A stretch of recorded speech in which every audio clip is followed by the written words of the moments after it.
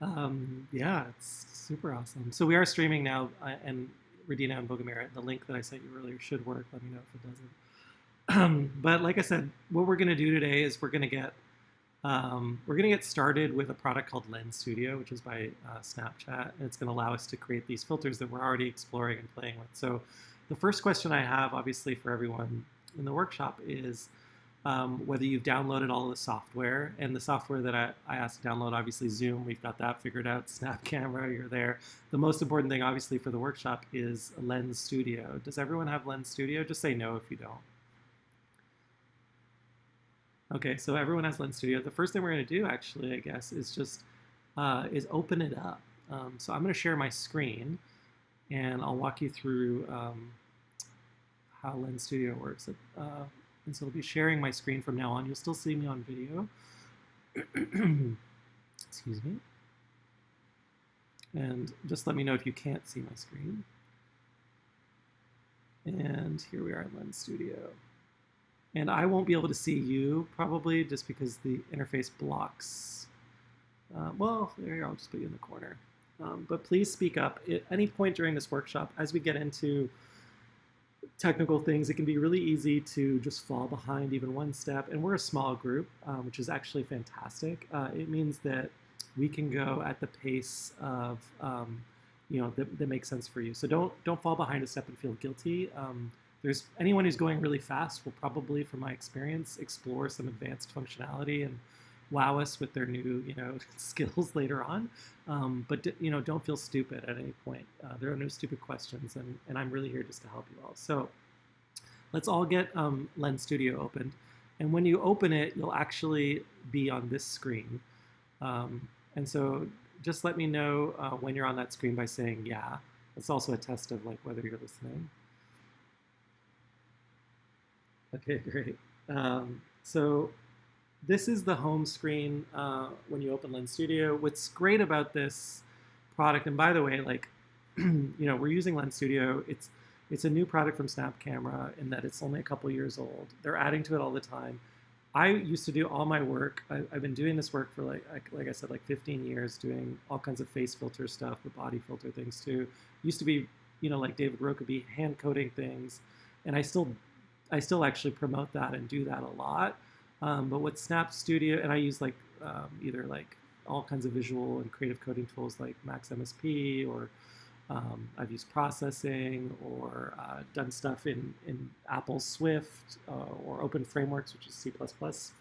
But I don't think don't get caught up in the technology too much, especially if you're starting out, because Snap Studio is actually like I'm using it in performances. It is a great way to start. There are some caveats I'll say though, as we go through the workshop that where you might want to go beyond it, but it's a great place to start. So that's why we're doing it today, because I've tried to run workshops in the past using more advanced software, and it's not a great place for people who are just starting out. So this is really the best place to start. So the other great thing is there's tons of tutorials and documentation, which is odd, given that this is, it seems like something that should be relatively niche. It's actually not niche. There are now like thousands of creators doing doing work on this platform, and they're adding to it all the time. You can see they just added full body attachments and full body triggers here in the recommended templates area. That allows you to now do like skeleton tracking and 3D without like fancy cameras. Like you used to have to use these depth cameras and things. You can also do machine learning. There's even weird stuff like foot tracking, which like blows my mind. But there's just like so much you can do really quickly in it now, and it's every month they're adding to it. So it's kind of a fun platform to play on. There's also a platform called Spark AR that's Instagram and Facebook's platform that you might want to check out if you're like, I want to do this for Instagram. But Snap will work with Snapchat, obviously Lens Studio and Zoom, Snap Camera and Zoom. And you can also, I'll show you, export directly to your device and do some stuff that way. But what we're going to do is just create a new project to get started. We'll come back to some of these tutorials later that are in here, these templates. Yeah, let's all create a new project.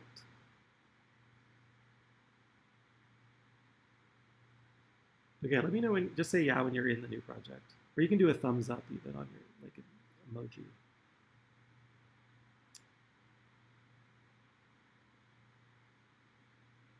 Do we all have a new project open? Yeah?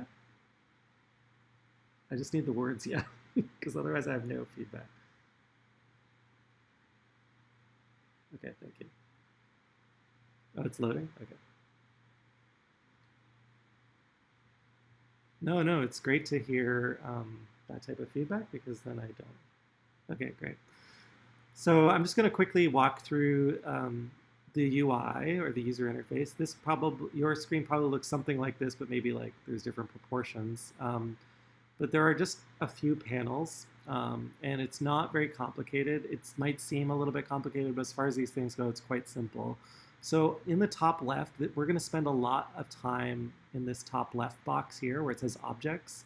This is really everything that we add into our scene, which is the scene is the way we describe the 3D space where we're going to add things to our face today. And right now, what you can see is in this empty project is a camera, which is a kind of like standing in for our actual camera, and some lighting, an ENV map, which is environment map, and a light. We're not even going to play with that today, but these are just the things that you get when you open up a new project. On the right here, you actually have a visual representation of that scene where you can see that light and that camera, and you can kind of move around in here. If you hold the Option key on your keyboard, you can look around your scene. And this is a 3D scene, but you can also do 2D scenes. I won't get into that too much today, but the default is a 3D scene, which is what we want. You also have then on the next panel over an inspector. And an inspector, anytime you click on an object on the left, the inspector will show you more detail about that thing you've selected. So when I select the camera, you can see I have transform controls and some additional specific controls to this camera. Same thing would go for the light. And there are different controls, like I could control the exposure or intensity. And so this inspector ends up being probably the second most important window, the window you're going to use second most often. And then one more over, we have our preview, and this is a preview of the work we're doing on the left. So right now it's showing my face. There's no adjustment. Obviously, we haven't changed anything about my face. If you don't see your face, it's because you're not on webcam preview. You're on these like baked-in previews, which you can do. You don't actually have to look at yourself while you're coding. You can look at someone else. You can look at any of these like built-in models. So like, especially if you're doing work that's full body, that could be useful because I've tried coding for full body while also like moving my body, and it's impossible. It's really hard. So yeah, most of the time you can come in here if you're just like maybe have bad lighting conditions or something. Personally today, I'm going to work with the webcam view, but and I encourage you to do so as well. But yeah, that's just clicking. You can just click between these two views here. And if you don't see your camera or it's on the wrong camera, you can just click here where it says, for me it says FaceTime, but whatever the camera is, and you can switch it to one of your other cameras. Obviously I have a few virtual cameras going here. Okay, any questions before we get on to, that's just kind of the overview. There is one other panel that I want to introduce you to actually. And there are parts of each of these panels that we'll go into deep dive, but on the left here you have your resources panel. Yeah, Radina?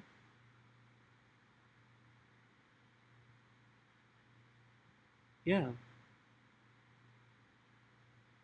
Yeah. So up here in the top left of the preview panel, which is the rightmost panel, there's like a little diptych thing here between like what looks like a lens and these little images, and you can switch between them. Did you get it to work? Okay, great. Yeah, so the next thing we're going to do is just 1 second. I want to point out this panel called Resources. And Resources is everything you import or add to your project. And it's not necessarily yet been added to your scene. So think of it as like a folder for all of the things that you're going to add to your scene. And you can add textures, you can add 3D models, and we'll do all that in just a second. Now, I want to get us to something fun as soon as possible. So if there aren't any questions, I'll move on to adding our first object into the scene. Everyone ready for that? Just say yeah.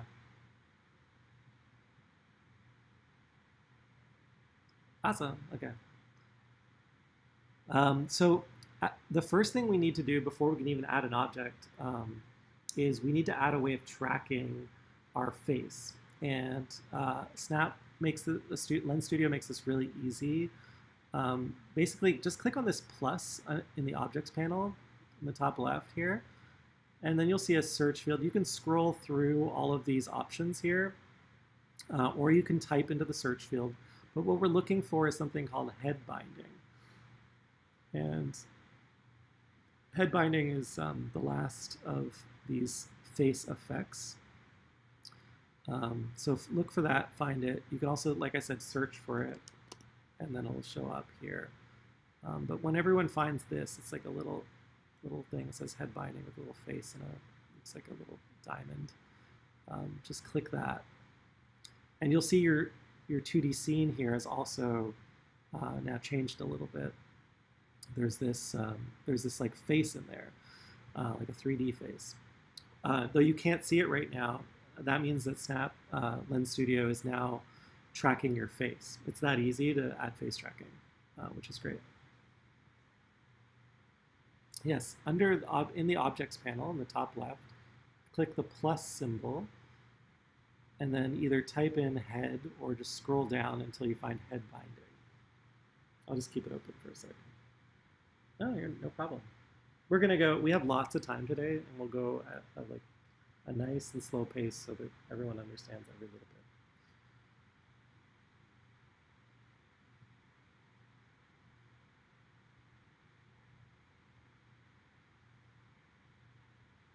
Oh yeah. Don't take notes. Yeah. So it's recording on OBS right now. Sorry, on my YouTube channel. So it'll be available via my YouTube channel. I'll send you a link after this. There are also great tutorials on the Lens Studio website that I'll share with everyone. Okay, so now that we've done that, the next thing we'd want to do is add an object to our face, like a 3D object, just to prove that it is tracking, that it is working. And so the first thing I usually ask is that people just add a generic object. So we go back up to that plus, and now we want to add like a mesh. So either a sphere or a cube.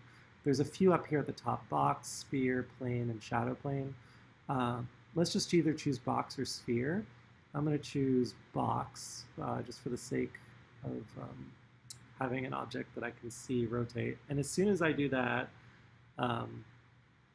you might have, if you did this the same way I just did, if you had head binding selected, you should see like a cube now like embedded in your face. Can you see that?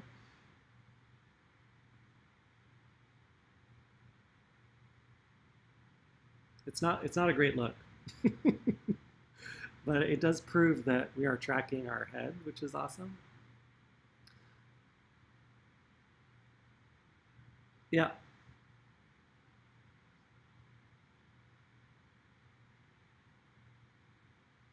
Oh, it can't. You're not able to recognize you. It's okay. If you want to use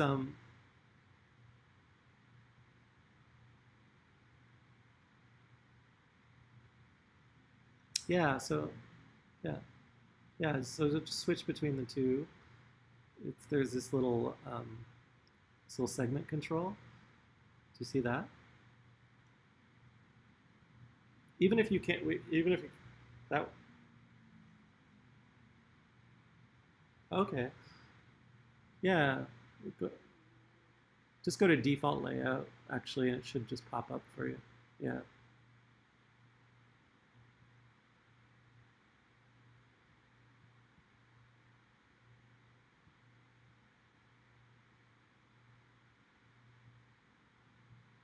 Yeah, click on the, can you click on the, do you see my cursor right now? And you see this little circle with a lens?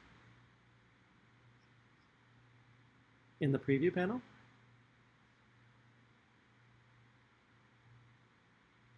Do you have this?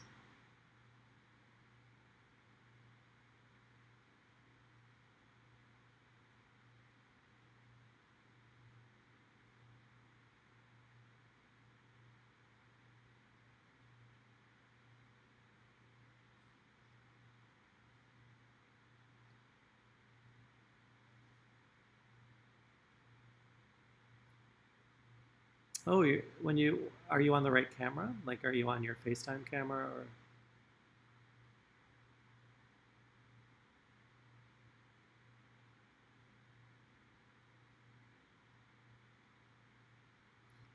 I mean, you could be on Snap camera, but then you'll have like this weird Inception event. Whatever, if like as long as it's not set to some virtual camera. If it's black, it's probably because you set it to like um, a non-native camera, which I could do just to show you. Like if I switched it to one of these. If you can't get cameras working at all, there's another. You can still use. We can still follow this tutorial by. No, but you could. Yeah, you can choose one of these built-in um, people. Like just choose idle person. It's not. I mean, it's not great, but like, I mean, I'm happy to troubleshoot with you too. Like,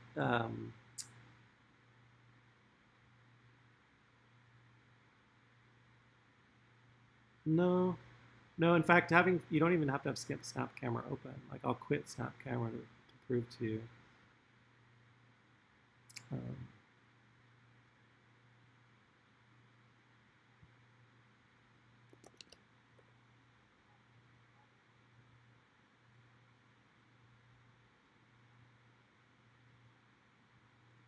yeah. Um, yeah. So the way that I did that was, first of all, we go to the objects panel here on the left. Yeah, we added head binding. And then after that, we added a mesh. So if you were to scroll down, you'll see that there are boxes and spheres, or you can just type in box or sphere, or you can just click on mesh. There's any number of ways, but just finding the box or sphere object is, that's your creative choice, whether you want a box or a sphere.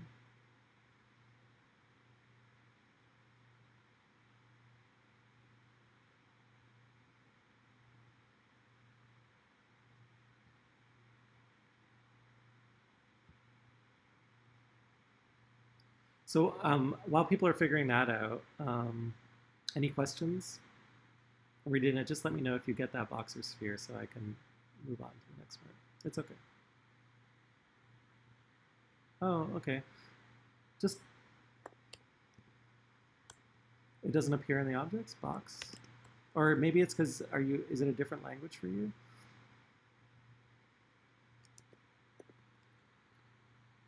What about if you click on mesh, what do you see?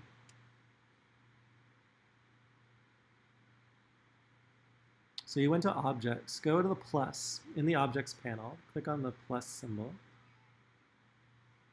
Awesome.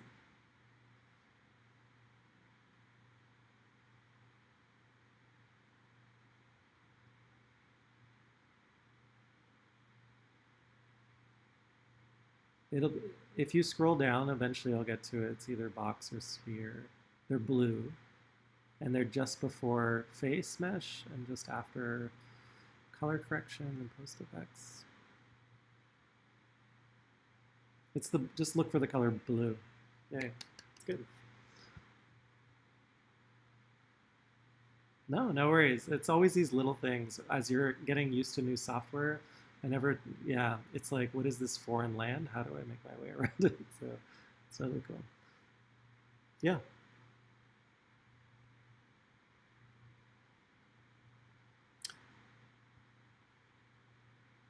Interesting. So one of that's a great problem to have, and it's a good opportunity. It's a learning opportunity for me, a teachable moment.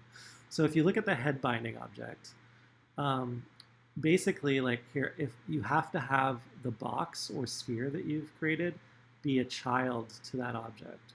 So if, for example, I'm going to pull the box off of the head binding, so you can move objects around this panel, and now it's not following my face, right? Can you see that? So if I drag it back over the head binding area and it becomes a child again, it now tracks my face. Yeah, yeah, no. So that's a basic thing that is important to know, that for anything to be tracked by the head binding, it has to be a child of that. So think of it as a folder. It just has to be inside that little folder attached to the head binding. The other interesting thing is you can have multiple ways of tracking things, and you can have multiple people, and so that's why that functionality exists, because you could have a second person with a different shape, or you could even have a cat or dog, and it does all these weird. There's all kinds of fun tracking stuff that you can do. So that's there for that reason. So shall we move on? Does everyone have a broken face with a cube or sphere? Awesome. So let's just make this, let's put this on our nose just as like a challenge. So can we get the cube to be like a clown nose, or the sphere to be a clown nose? And to do that, what we want to do is we want to go to the objects panel and click on our box, and we need to move it in 3D space. So just go back over to the objects panel, click on box, and then, one panel over in the inspector area, we're going to move the box and change the scale of it. So the first thing that maybe we do is we move it forward. And so you have the position line here under transform. Let me know if you can't see that. And then you have X, Y, and Z. That refers to 3D coordinates. And we obviously, if we wanted to move it forward in space, that's considered Z or Z. And so we just have to either increase the number here in the Z box, either with the little arrows, and you'll see the cube slowly move forward, or you can type in a number, like 4. I'd encourage you just to use the little arrows to start, just to see how that has a difference. But now you'll see the box is now covering the whole front of my face once I do that. And then I could also move it up with the Y, up or down with the Y control. Uh-oh, I'm gonna lose my eyes. Yeah, so you can do that. Or I can move it left or right with the X control. And I think if you click Shift or hold down Shift while you're hitting the arrows, it'll do bigger increments as well. Yeah, it's super simple. But already we're in better shape. So if everyone's done that, the next thing we want to do probably is change the size of the cube to get it to be right on our nose. And so we just have to come down here to the scale controls and change the scale. Probably I'm gonna type in for this, but I'm gonna make it 10 times smaller, 0.1. I'm gonna try that out. Okay, looks pretty. Maybe that's too small, but let's just get it to that point. Oh, and then I lost it when I put the last item in. And what happened is it's now inside of my head. So if that happens to you, just know that you have a cube inside your head.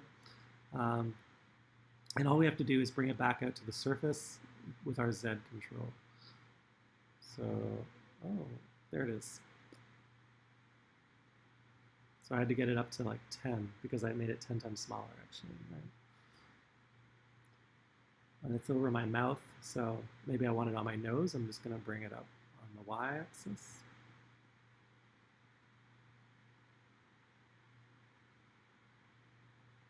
It's not great. It's inside my nose, so I'm just going to push it out a little bit further until I'm happy.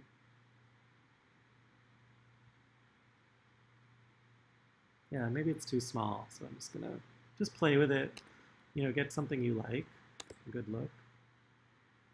I haven't shown you rotation, but that's something else you can do. I'll show you that in a little bit, though.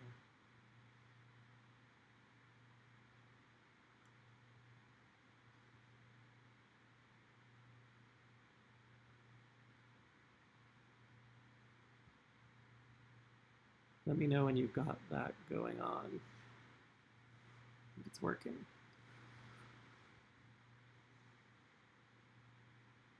Yeah, great. So what I'd like to do now is allow you to make this a proper clown nose or non-normative nose of your choice. And so we're going to add a material to the object. And is everyone ready for material? Just say yes. Awesome. Okay, so here you can see just below the transform box, we have the material box, and it says default. We actually don't want it to be default. We want to choose a different material. So either click choose different material or click on default, because default is just gray.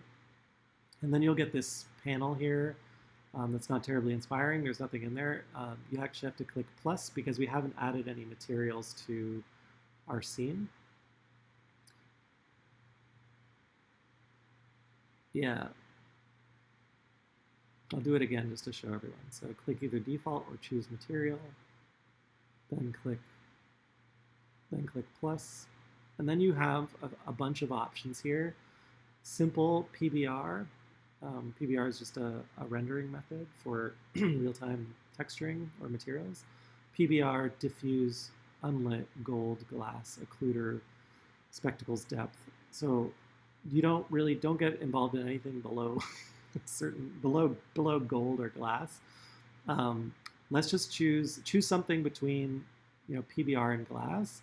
I prefer if you choose like PBR or diffuse, but PBR is a safe choice because I just want to show you how to change color. So if you do choose PBR, that'd be great, and then click OK. And you shouldn't see very much change.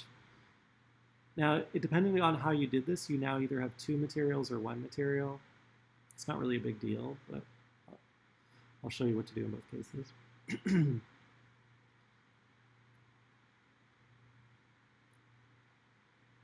So once you have that material, let me know. Just say yeah.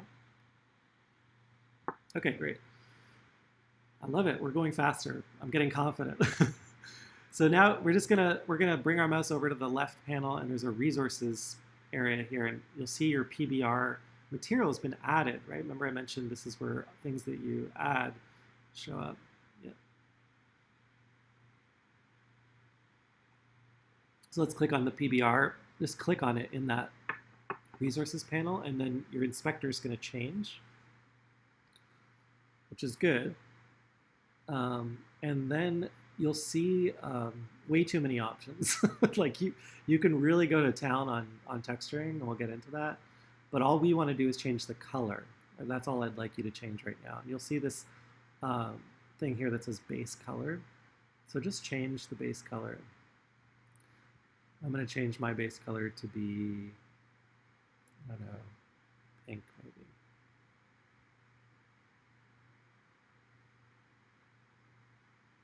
Yeah, let me just see what would happen if I chose gold to recreate your situation. So I'm going to go to box. I'm going to change the material to gold. Okay, now it's gold, just like you. I click on gold. There's still a base color, right? And I can change that base color to be whatever I want. So this time I'll do light blue. And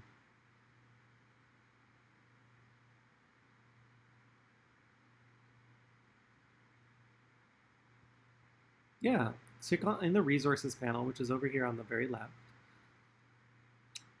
click on your texture, which is gold, and then you'll see all these options. Yep. No worries. And the only difference between gold and PBR is that gold has like more reflection. I'm sure you can tell, right? But it's essentially the exact same thing. It's just like got a different reflection map on it. So when everyone has like a custom color, we'll move on to the next next thing. Are we all good? Great. So no, just clicking on it once. Yeah, nothing's coming up for you. So you click. Oh. So you click on the base color, and what happens? Really? You got it. Okay. I like mysteries though, so don't worry. Challenge me. Let's see if it happens. Okay, so when you do have a color that you like and you're ready to move on, the next thing we're going to do is import a custom object, which will allow, we're going to import a unicorn horn. So obviously, like Lens Studio only has boxes and spheres. That's enough for some people. You know, you can do some basic stuff with that, but you might want to get more creative. You maybe download, a model on the internet, or you are proficient in model 3D modeling yourself, and you want to import a model. The software supports all of the standard formats. FBX and Object or OBJ are probably its favorites, but I think it also works with DAE and anyway, and STL, which are all common formats. So I'm going to show you how to bring a custom asset or 3D model into the software. And it is very simple. Under the File menu, now, did everyone download the assets that I shared? It's not a very large file, so if you haven't done it, you can do it now. But there were some assets to go along with the workshop. Did everyone get those? Great. So let's just go and find that folder, but click Import. So File, Import. And then in your workshop files folder, it should look something like this, and you should say there's like unicorn horn, which is an OBJ, and headband, there's an OBJ as well. But we're going to import the unicorn horn 2. The first one wasn't great. It's the sequel. The one I have selected here, yeah, unicorn horn. Let's go ahead and open that. Should take a second to load in. And then it's going to be like totally broken, which is fine. Everyone's going to have like a broken situation here. And this is intentionally broken, so like I said, I want to help you in the worst cases, not in the best case. So does everyone have a broken unicorn horn in their thing? Great. So you'll see over here on the objects panel, what came in was unicorn horn 2, and it's inside this weird thing that says P. That's just like a null object container that actually has the object, which is called corn. I never know what to call a unicorn horn. Is it a horn or corn? Why is it called unicorn and not unicorn? Anyway, but this is what gets imported. And if you had built the 3D object with other objects, you can like isolate each object. And so that's why they actually bring in the whole hierarchy of the object. And that's more advanced than we need for today, but just know that you can do that, and this demonstrates that. But what we're going to do is we need to add this unicorn horn to our head. And the question that I think Simo had earlier was like regarding the box not tracking. That you're right now, whatever you imported is probably not tracking either, and so you actually have to make it a child of the head binding object. And the way to do that is to drag this whole unicorn horn thing over and above or onto the head binding object. So basically, yeah, take it from down here and just drag it up to head binding until it's highlighted, and then let go.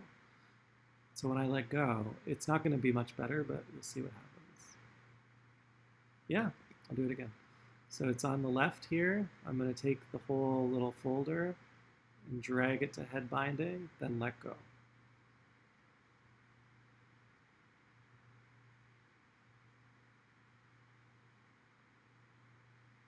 Now I've got like a broken horn attached to my head, roughly. Nothing looks good right now. It's terrible, but we're going to get ourselves out of this.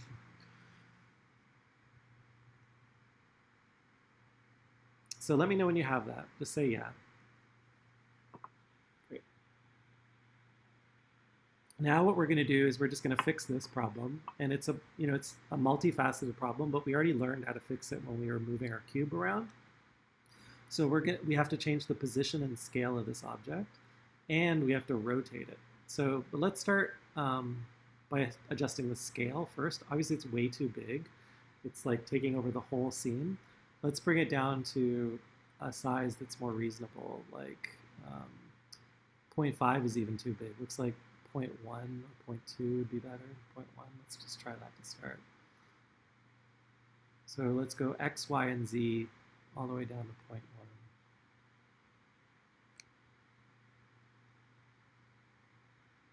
Yeah, 0.1. So just 10 times smaller again. A lot better, yeah. But it's still like stabbing us, in our brains. So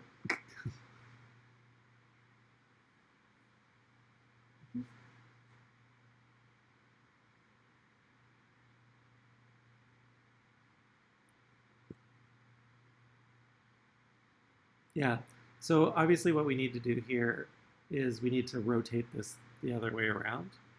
And so you see these rotation controls here. We want to rotate, I guess, the y-axis, I think, yes. So we need to bring it around 180 degrees at least. I think actually it should be exactly 180 degrees. You can either do that incrementally or you can just type 180.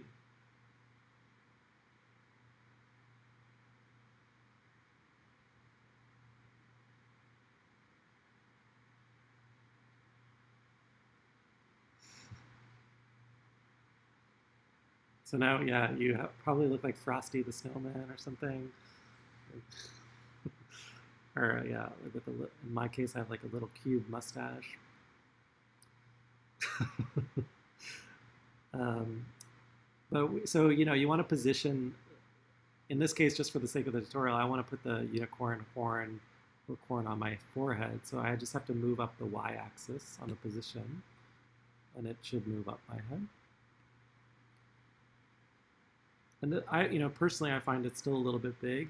It's like a little bit like offensively large, actually. It looks like I don't know, like a giant penis to me on my head. But I'm just gonna lower the size of it.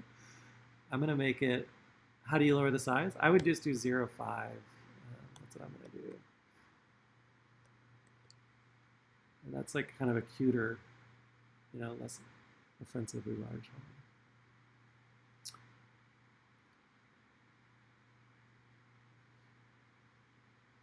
What happened to yours?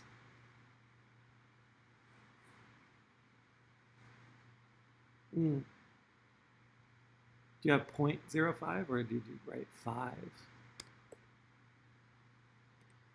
0.05 would be like a better.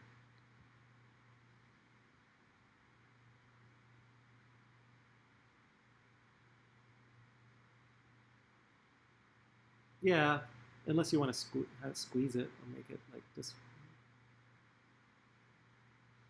And then, the other thing, you got it good. There you go. It's always a big breakthrough when people when people get to this stage.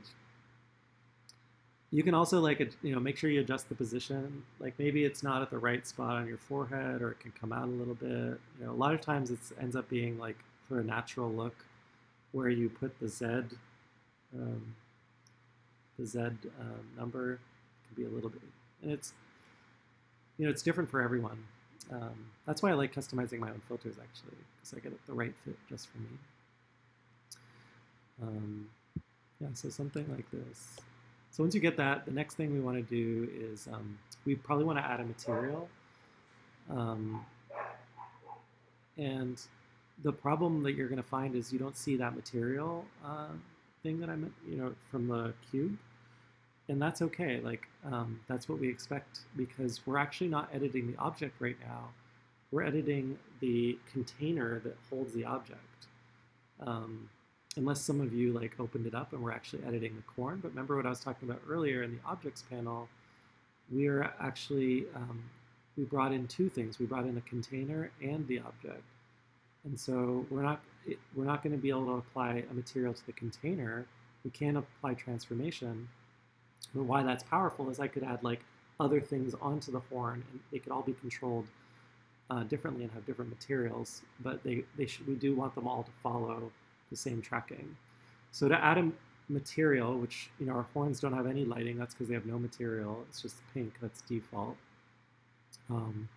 we have to go back to our objects panel and click on the corn object by opening up this little tiny folder. Does that make sense to people?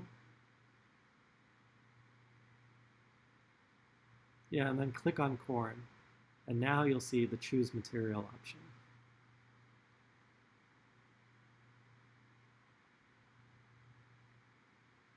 Yeah, so in your objects panel, open the little unicorn folder, click on corn, and then in your inspector, there will be now a choose material option.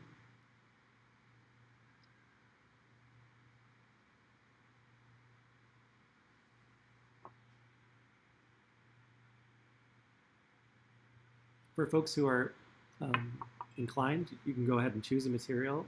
What you'll find is that, and Radina, let me know if I can help you. Your previous materials, remember I added gold and PBR, are both there. I'm going to choose my PBR and click OK. And now your unicorn horn should look a lot better.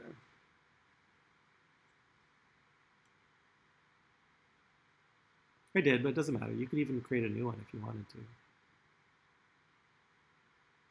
I could go gold instead. I can change it. Okay. Just everyone say yeah when they get to this point where they've got.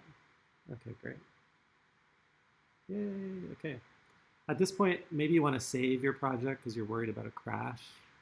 I would go like File, Save.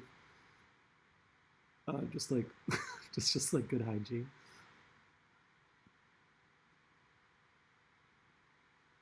And I'm going to actually put my project in the folder that I shared with you all, so you have access to it later.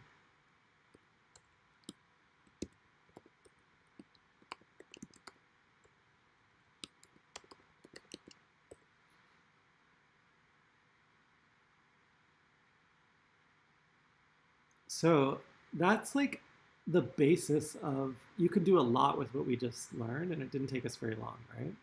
You could theoretically add dozens more objects to your face. You could add objects inside of objects. You could change the material and color.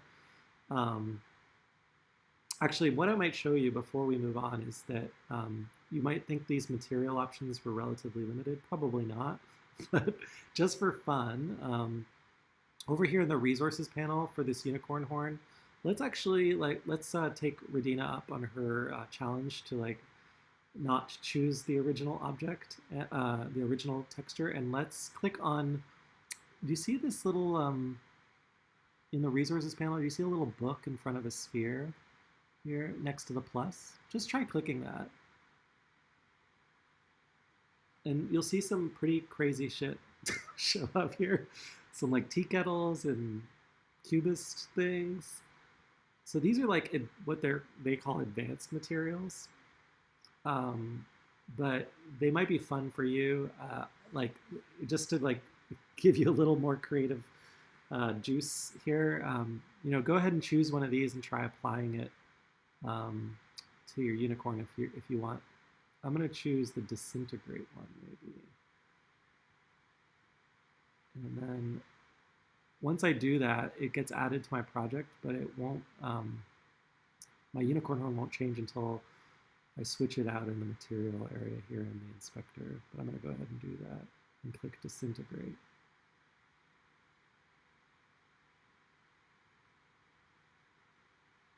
No worries. Yeah. And then it got added into the resources, and so then all I did is I went to the material, and it showed up in my materials up here.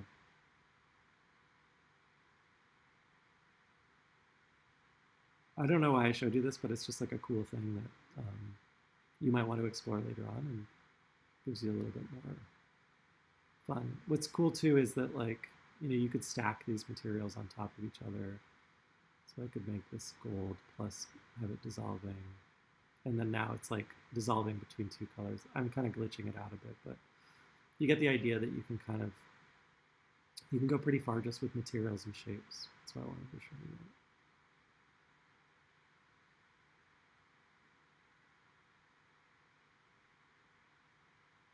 Cool. All right. So yeah, this is where you might want to, you might stop and just reflect and give yourself a round of applause. You figured out this much. What I want to do next is introduce you to like um, some of the more powerful features in the application that might take you a lot further. Because yes, adding shapes and texturing them, might be where you want to stop. But if you want to go further, there's actually tons more we can do. So at this juncture, I just want to ask if people would like to take a bathroom break or if they need to get a coffee, because the next thing we're going to do is we're going to get into some of the more powerful features, and they're not. It's not harder. It's just going to like show you how much further we can go in just as much time to do. And then eventually, if we're feeling really ambitious, we're going to write some code today just to show you what's possible there for those of you that are really into taking it even further with customization. But how do people feel? Do you want to keep going or do you want a little break? Yeah, that's exact. Okay, so let's come back at it's in 5 minutes at the half hour. I've got sound good? Okay, great.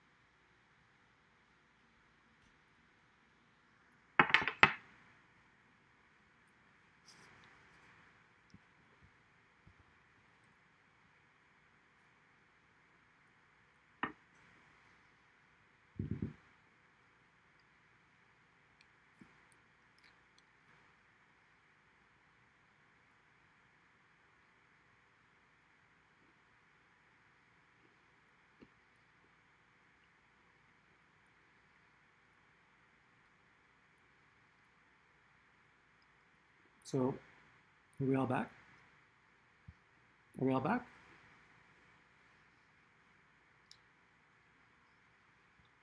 Maybe Carrie's not here yet.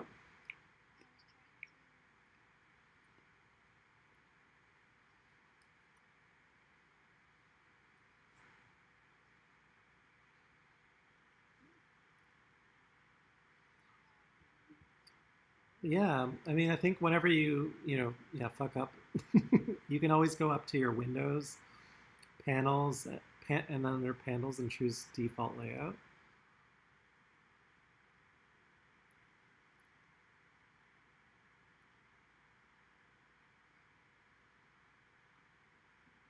Yeah, it's easy to make it wrong. I don't love this interface, to be honest with you.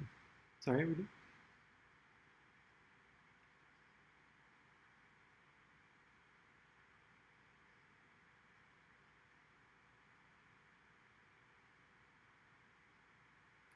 Ooh. If you go, okay, sure, absolutely. Yeah, thank you for letting me know. Okay, so what we're gonna do next um, is explore like kind of. I think this was a very powerful concept for me, and one that um, kind of shifted my learning. And so, I mean, the workshop's ultimately about getting you started with your learning. And so, this was like a game changer for me. But what I need, if you haven't saved your project, as I suggested earlier, please do save it now, because what we're going to do is we're going to go back. We're going to come back to our projects, but we're going to go back to the home screen. And what we're going to do is we're going to borrow from the work of others, and we're going to import the work of others into our own projects. And I want to show you how to do that. And I have to show you step by step, but it's a very powerful concept. So um, first thing to do is save your project, and then what I want you to do is come back to home by saying close to home, which is this little clicking this little home icon in the top left corner of your screen, that with an arrow. So do that, and then say yeah, and it's going to prompt you to save, so you can save at that point as well. But yeah, please go to home. Actually, that's weird. Don't save. Okay. Hopefully you've saved, and if it's prompting you and it's not working, just click don't save after you've already saved. You should be okay. That seemed like that was a bug. But now we're back home. And what I want to show you how to do, is everyone back home? Just say yeah. Okay, what I want to show you how to do is to basically take one of these templates and bring it into our own project. So I mentioned there are all these tutorials and templates here.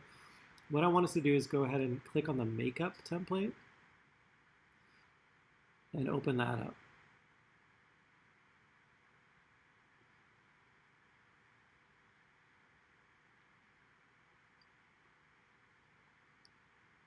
And this is like this is the template, just to describe it at the outset, that no, it's okay. Was it not visible to you in the home section? I'm gonna go back home and I'll just show you again. So that it's like, for me it was like right here, but if you can't find it, you can go to all templates, and then you can go category, or you can like scroll, or if you want to go to category, you can go category face, and it should narrow the search, and then you'll see that there's like, a ton of different options here: hair color, face paint, face mesh. We're looking for the makeup one.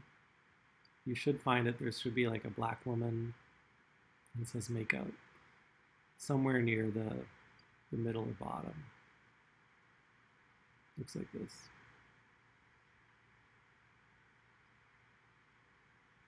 Are you in the all template section?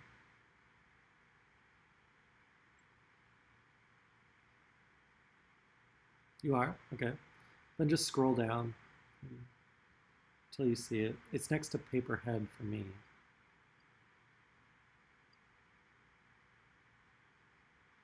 Great.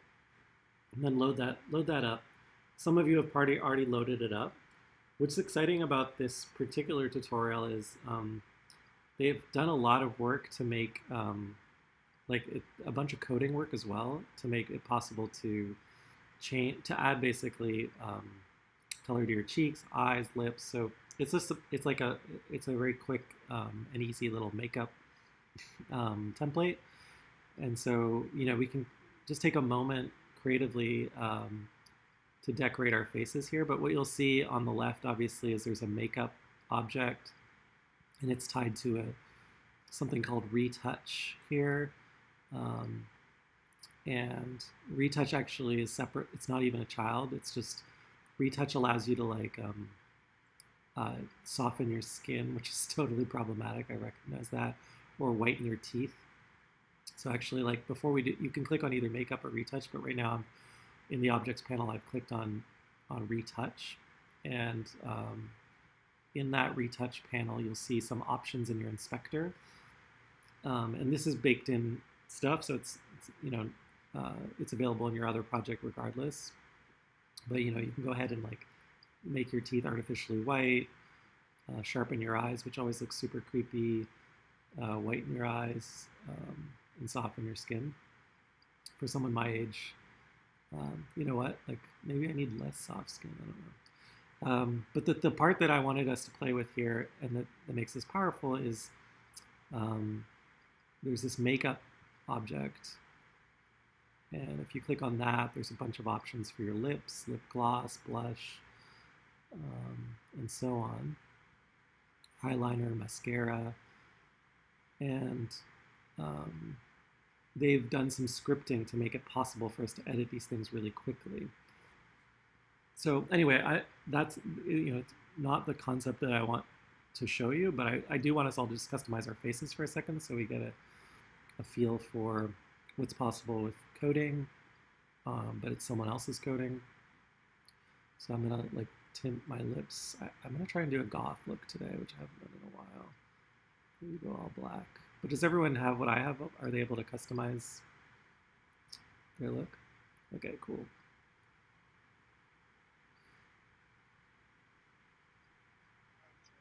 Yeah.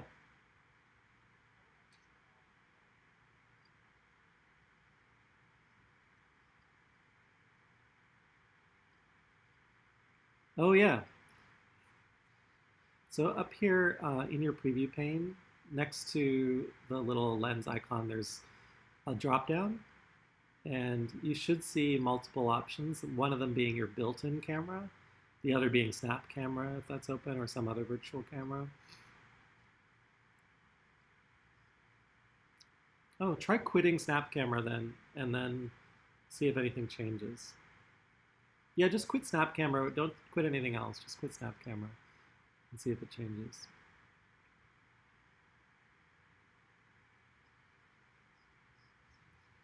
Okay. What we can do as a that's what yeah, you can try that. And then after that, there's still one alternative that we have. By the way, if you have started editing, you'll see the lips are are tracking. If you put something in front of your face, it's pretty good at just remembering generally where things are and tracking. But hopefully, while everyone's while this troubleshooting is happening, just make sure you're getting to a look you're comfortable with. And then I'm going to show you what we'll do something exciting with this in just a sec. But get to an exciting or fun look. There's no labor here except creative labor that you need to express. And there's a more advanced way, makeup and less normative makeup method that they have available that I might get if we have time get to. But this is just a really quick way for us to customize our look. I said I wanted to go goth, but it's feeling a bit dark. Let me go a bit brighter.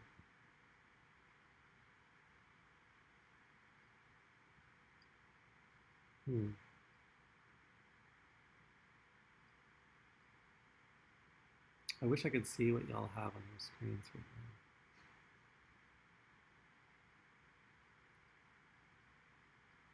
And the intensity is really, I'm just going to ratchet mine up to 1. I say don't be shy. There's this little intensity slider that'll make your color really pop.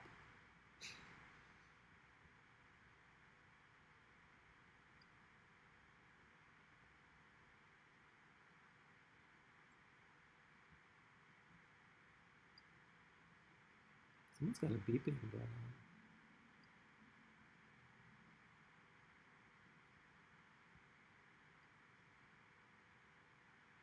Okay, so does everyone have a look that they like? By the way, you can also add eyebrows if you want to adjust your eyebrows. Actually, I do. I take it back. I'm not ready. I'm going to make green eyebrows.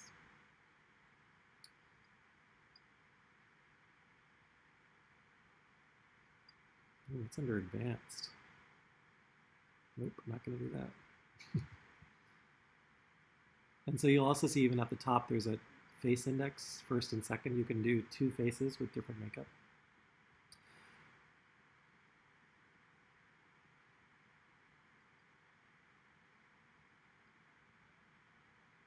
Yeah, you can ask me 10 things.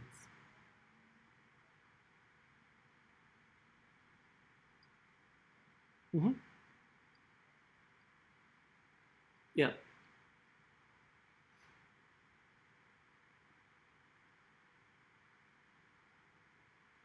So if everyone has a makeup thing, the whole point of this was actually to get you to this concept, which is you can actually export and then re-import stuff you do in one project into another. Um, so the way you do that is if we go over to here to the objects panel and we click on the makeup controller where it says edit me, or even just like clicking on the whole makeup section here, that's even like another way you can do it. We don't, there's two faces here, so it doesn't really matter, but let's take the whole makeup thing. You can go export object. You have to control click to get it. So tap control on your keyboard, then click. And if you then export object, you can save this, what's called an I guess it's like a LSO or ISO. Actually, I guess there's Lens Studio Object LSO to your files. So I'm just gonna save it here. Makeup Jeremy. And once you've done that, we want to go and open our previous project. So has everyone exported? Great. So now let's open our recent, or our last project. You can go under Open Recent or go right through the regular Open menu and open up your previous project. You don't need to save this project because we've already exported the object we want out of it. So I'm not going to save it. And I'm going to go back to my original project.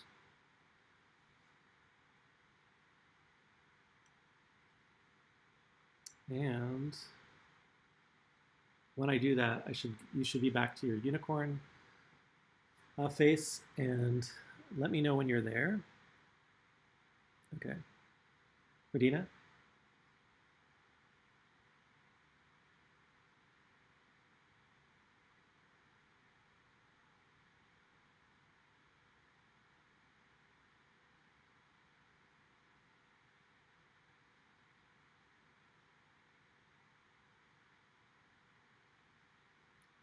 Yeah.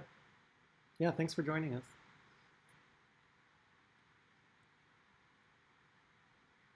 Oh, good luck with the emergency. I hope everything's okay.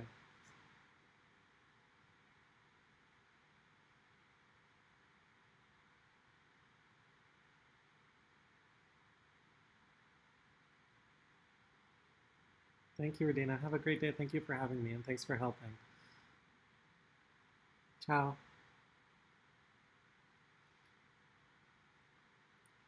Okay, folks.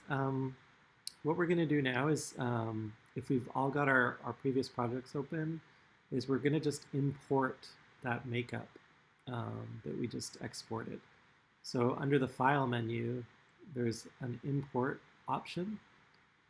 And similar to importing the unicorn horn, we can actually import any object that we export from Lens Studio back in, including like that whole makeup thing with all of the scripting and everything as a single object. And I think that's powerful because now we can like open up other people's projects and templates, recombine them, and yeah, go pretty fast, and combine different looks. Or if we do one project and recombine it with another one, it gives us this kind of mashup or remix opportunity. So when you have that workshop files folder open, you can just click on the LSO object. In my case, it was Makeup Jeremy, and open, and then it should just work. Let's see what happens. Maybe I did something wrong. Interesting. Okay, it took a second, but it came in. There you go. So it might take a second to appear, but it'll appear in your objects panel, and then your makeup should appear on your face. Let me know if it did. Just say, yeah, I got makeup. Okay. That's awesome.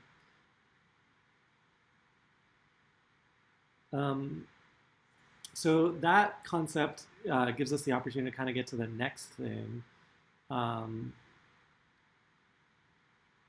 which is that I added some objects of my own into our workshop files, and I wanted to get us to that original look you might recall with the earrings and the headband and stuff. And so what I'd like us to do is go ahead and import one of those objects, and that's going to be give me an opportunity also to show you how to do some lightweight scripting, but and some more advanced materials work, if people are ready for that. So what we're going to do now is we're going to import another object. By the way, if you want to like delete your cube, like or modify your look, do whatever you want. It might be getting a little bit busy on screen, so I'm actually just going to hide my cube. And maybe I'm even going to get rid of this like fading unicorn horn texture and choose something a little less offensive. But, okay, so anyway, sorry for the distraction. It's just like there's a lot going on. Click on Import. And now I'm going to import the earrings.lso or earring.lso. And this is actually from another template that is in the Lens Studio templates. There's one called Earrings that I modified. So just like we modified the makeup, I modified that. I modified it more extensively, but essentially I just like took that and modified it, and now here we are importing it. And what should come in is like this earring that's detached from your head. But by now you've also learned how to attach that to your head, so that might be the first thing that we do. But just let me know if everyone, that it's imported.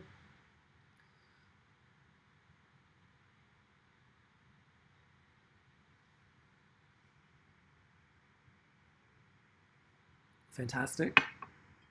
So we're going to actually add this to our head. So I was just dragging it over top of our head, and now you can see it's on our head, but in the wrong position.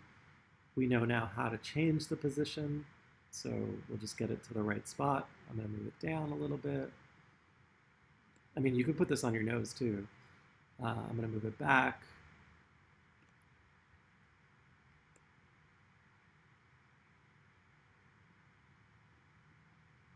Get it to a spot you like. The face occlusion is like not great with this. It's like cutting my face when I move, but what we're getting out of this object is kind of cool, which is like there's physics in this earring chain object that we imported. There's an earring. I can show you actually how it's built. So you have the earring chain, and this is actually a script. So as I've alluded to throughout this workshop, like you can do more and more advanced scripting. You can also borrow from other people's scripts. This is like actually two scripts. It's the earring chain script, which allows us to like describe what goes into a chain. And in this chain, there's only three objects, or two really: the earring sphere itself, and then this like plane object, um, and uh, and then there's like an endpoint. But you could have like 10 or 12. I've done like tassels with 13 different objects that I've attached to different parts of my body. You could do like a nose ring or something like that. You could do whatever you want, but it's the physics of that are available to you, and you can control like the stiffness of the chain, the gravity. Like you could make it point up. So you see here it says force. Force -1 is gravity on the y-axis, but I can make it force 1, and now you'll see it's floating, so it's like a balloon. So all of that is baked into this script called earring chain. And it's also drawing from some helper scripts that are like embedded inside of this whole hierarchy here. And I'm going really fast, so I apologize, but like it's just to show you that this is, you wouldn't want to do this by hand yourself. There's like a math library to do the physics and some position-based dynamics that are scripts that we're borrowing from here.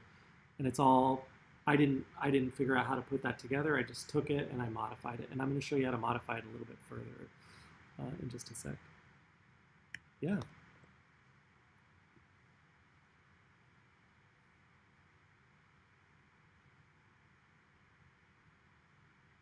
Oh, interesting. Is it?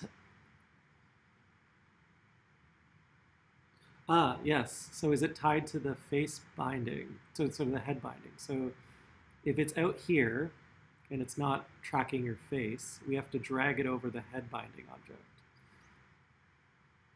Yeah. Yep. Just like the unicorn. And the reason we didn't have to do that with the makeup is because makeup actually has its own head binding built in with this into the script. So we didn't have to do it with that. But we do have to do it with the earring. It needs to be tied to our head binding. It didn't come in with head binding. Yep. But once we have this I want to show you how to modify the script a little bit. And I'm wondering what's the best way to do this. So I want to show you how to make the color change randomly, just to show you how scripting works. And I think I added, let me just see, I think, did I put the script in here? One sec. No, so we're going to write it by hand. Okay, that's fine. I couldn't remember. So we're going to click on our earring chain, and you'll see that, like I said, if you open it up, there's earring and plane. We're going to make the plane, this object here, the long rectangle, change color randomly. And to do that, things are about to get a little bit hairy, so stop me if we can explore other parts, but I kind of want to show you this because it'll at least give you some idea of how all this stuff works, even if it's a little bit advanced. So what we're going to do is first what I'll show you, I'm going to show you the advanced, then we'll work our way back to the basic, which is kind of a crazy way to do this, but I think it's the right way. So we're going to go to this add component. It's been sitting there the whole time. There's this little option here. If we click on our object in the inspector pane, it says add component. And we're going to add a script. And this is scary stuff, but I think it's worth it. So we're going to click add script. So the script comes in, and that's not enough. We actually have to go and edit that script. So over here on the left, so actually just let me know if you've added the script. Okay. We then actually have to add a script, but we don't have one, so we have to click plus. And then this is similar to the whole material thing. There are helper scripts and there are scripts. But we're actually going to do a script from scratch. And then, as I was alluding to earlier, I'm going to show you that we could do it with some helper scripts. But let's start with this, doing our own thing totally from scratch, which is crazy, like I said, but let's just try it. So click on script, and that'll create a script now. So you should have something that looks like this, where you have a script and then it says script inside. I know it's kind of recursive, but or maybe confusing. It's the same thing, but one is the holder for scripts, and the other is the script itself. Does everyone? No, you didn't do it. Yeah, so I'll start it all the way over. I'll just restart this. So here we are. We've clicked on our plane. We click on Add Component, which is in the inspector. Then we click on Script. Then we click on Add Script. Then we click on the plus symbol. I know, it's a lot. Then we click on Script. Yeah. Now I've created 2 scripts, so it says Script 2, but if you've done it for the first time, I'll say Script. Then, let's just say yay if we have this. And I know this is like, for some people, this might be just too much, but like, yeah? Okay, good. So now on the left in the resources panel, you'll see 2 scripts. We're going to click on Script 2, or Script. Sorry, I have 2 scripts, but I'm going to click on Script 2 because that's the one I just added, and I'm going to double click it actually. Clicking it once won't be enough, so you have to double click it. And then the script editor is going to open in your scene window. Does everyone see that? Like something where it says JS code at the top? No? What do you see? It's okay.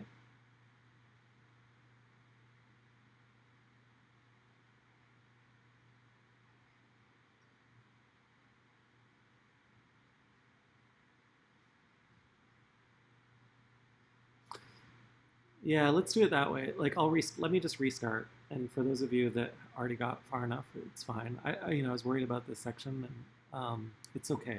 So click on plane inside of earring chain. So earring chain obviously is, if it's collapsed, looks like this. And then you just click the little chevron, open it up, and then click on plane. You could actually, Sarah, do it from earring chain, but like I want to do it from plane for a specific reason, because we just want to edit the plane, not the whole earring. But you could do the whole earring too. I just wanted to isolate it. And then I'm going to delete this. What you'll see then in your inspector panel here is your transform and render mesh visual, like your materials area, like you're used to. But we need to add a new, what are called components. And you can add, it's typically you're adding scripts, but you can add other things. So we want to click add component, and then script will be an option. Are you this far? Okay. And then when you do that, this little script component will appear, but you have to click add script from that, and then click plus, and then script. I don't want to create a third script here, so I'm just going to like choose the script I already created, but you should click script to create a new script after you've clicked on the plus. I know it's like 3 levels deep. That's why I thought I was scary personally.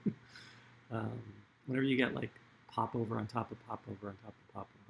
So if you can do that, you can just click that script and then click OK. You should get to at least this. And then let's just say yay if we all have this.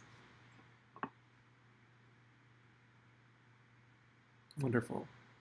Great. So now in your resources panel, which is this panel over on the left below your objects panel, remember where we imported materials, you should see near the bottom of the list a script that you added. It should say script. Okay, then you want to double click that. And if you double, because normally you would have your scene, but when you double click it, it'll switch over to the script editor and show you JS code. And now this is where, yeah, like things get a little bit hairy and there's some typing. And like everything's been drag and drop up to this point. And yeah, we're just going to introduce some basic scripting. So like I said, scripting allows us to add controls, like with the makeup, where we can change the intensity and color of things. And it also allows us to add in math and like more advanced functionality. And so I'm going to show you just how to add random color and some control over that random color. Someone keeps trying to connect to me via Bluetooth. So who is that? Some Bluetooth hacker. Okay, so what we're going to do, the first thing we're going to do in this panel, we're all typing now. So hands on keyboard, we're going to add an input. So everything we've been doing in the inspector, theoretically, is all those controls are the line to write for those controls to appear. You have to write this one line of code that starts with forward slash, like so, 2 forward slashes, and then the at symbol, and then input. And super basic, but that idea of forward slash at input is the basis for all of the controls that we can then make available in the inspector. So what we're doing right now is like adding the controls that allow us to adjust the code. Does that make sense to people?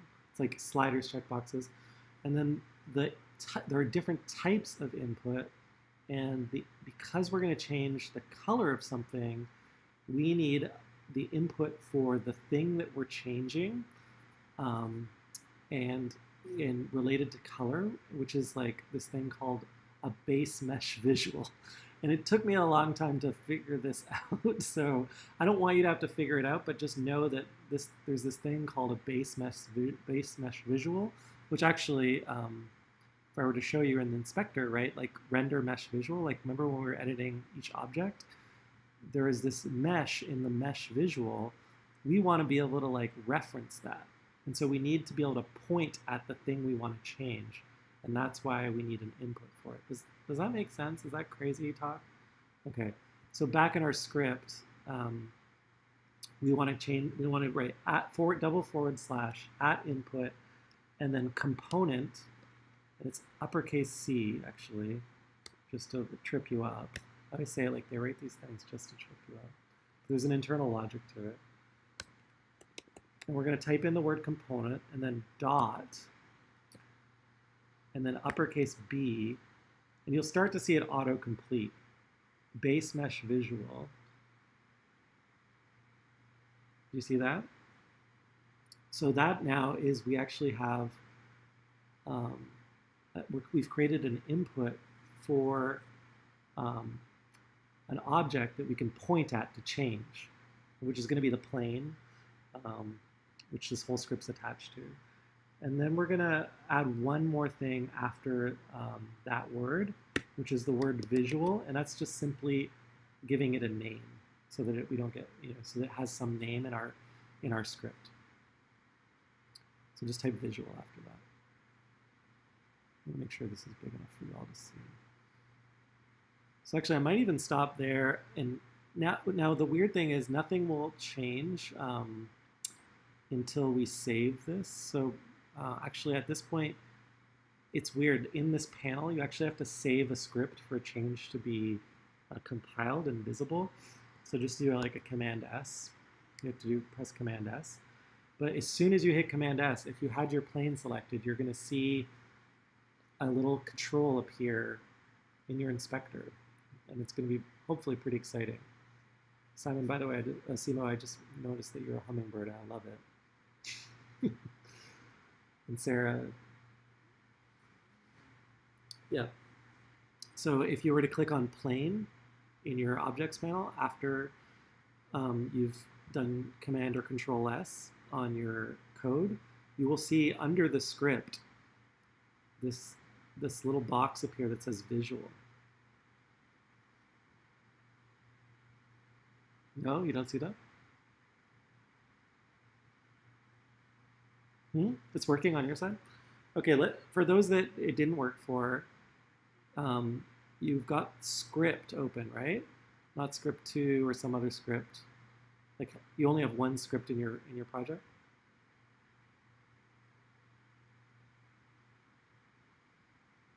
Okay, that could be where the problem went wrong. So if we look at our plane, do you have your plane selected in the objects panel? Okay, What, in the script section, does it say script or script 2?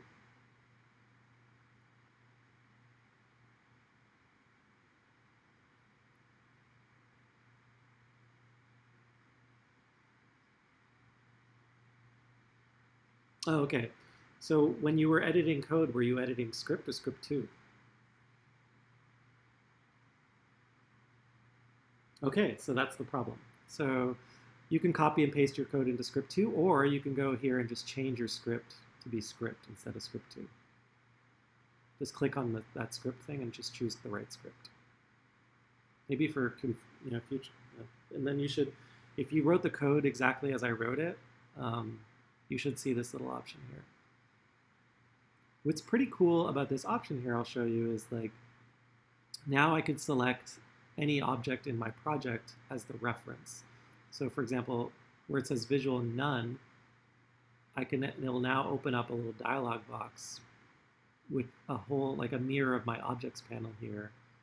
And if I open up the hierarchy, I'll eventually find my earring, and you'll see 2 render mesh visuals. And I want to change the plain render mesh visual, so I can like select that and then click OK.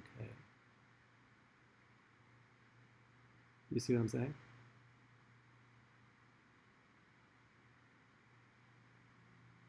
This is like super advanced. I'm really kind of pushing you to the limits here, but it's to show you so that we can get back to the simple place and you'll understand it. It's like a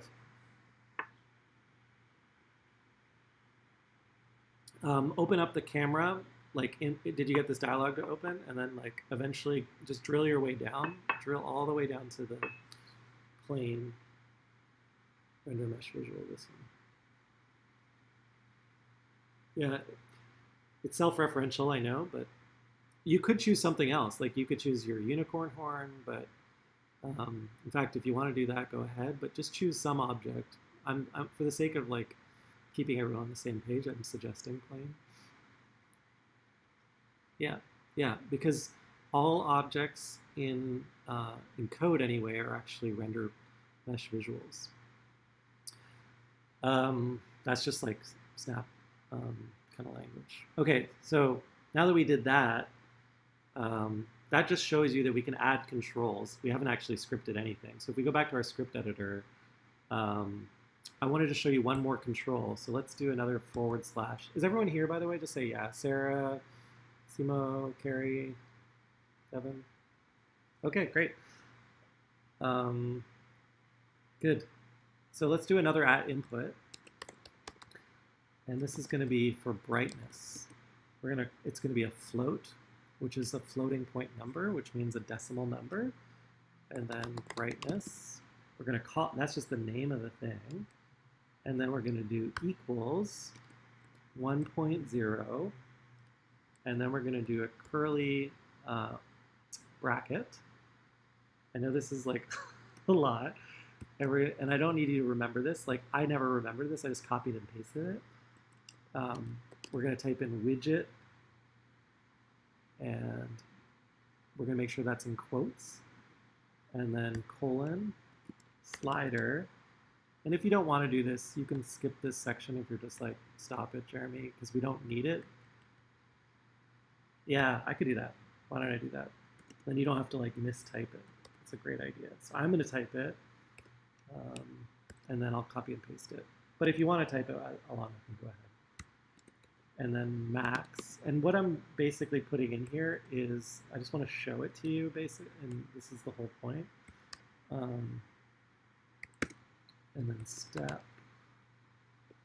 So these are a bunch of controls that I'm adding, and properties for that control. So once I've typed that in, I just want to show you what happens. So there's this, just a little option for brightness that showed up here. And actually, I wanted this to be a slider, so something went wrong.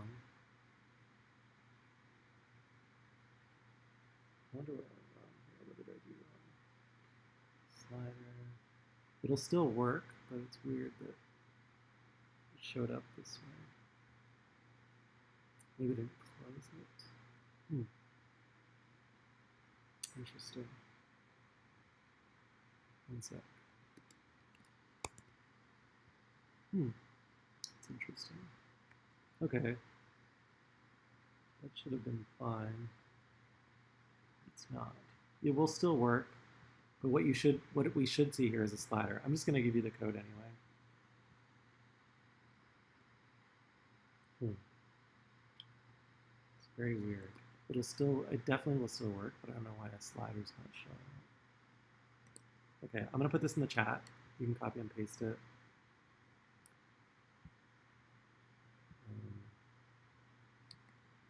Actually,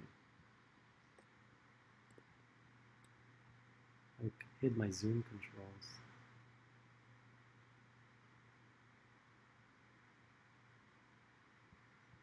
Okay. Hopefully I haven't lost you. I have to stop my share to get, hang on a second, to get chat. I apologize. Okay, here it is. If anyone can, there's a bonus points to anyone that can find what's wrong with my code, which I hand typed, and I can't figure out what's wrong with it. But don't worry, it'll still work. So I'm gonna come back to sharing my screen here. I think it'll still work. It's always good to see the teacher fail. Okay, so what I'm going to do now, which is I'm not going to ask you to type this in. I'm going to add a variable. So you saw that we've added a second control. I'm going to add a variable called red. So the way you add variables in Snap in Lens Studio is with var and then the name red. And then I'm going to do random. And the way randoms work, if you want to generate a random number in Lens Studio, is with this function called math random and then brackets. And then the reason I did that second control is we're going to multiply that by brightness, just so I could show you that you could change the brightness of the random color. So we do that with script, which is this script. We have to refer to it, and then the property, which we named brightness. And that's it. And so then yep.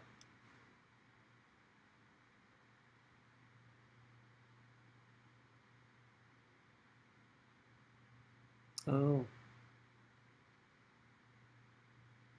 Oh, you found the mistake? Oh, like a colon? Oh, I missed a colon at the end. Is that what happened?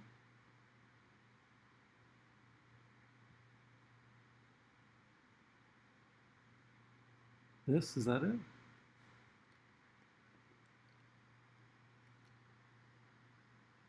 Yeah.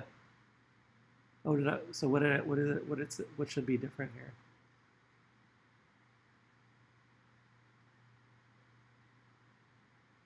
Oh,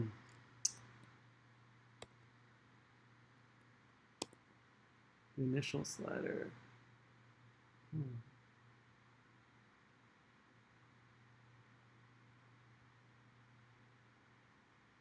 don't know.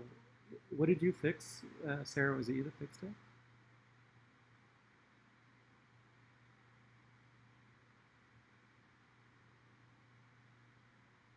Oh yeah, on step. Yeah.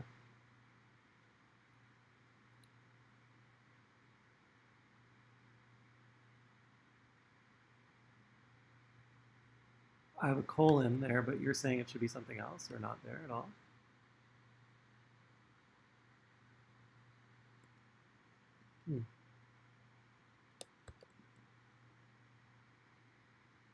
You do. Maybe copy and paste your code and we can just use your code.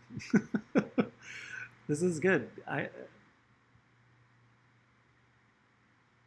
Yeah, we have the ability, we have the technology.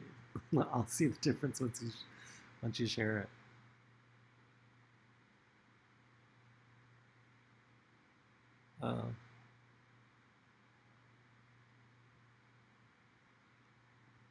Uh, it's so weird. Oh, I see. There's no colon. Is that what it is? It looks identical to what I have. Hang on. I don't know. Okay. Well, I'm glad we're figuring this out pretty quick. Apologies that I look stupid in this situation. No, it worked. You're right. What changed? Okay, hang on. Let's take it back.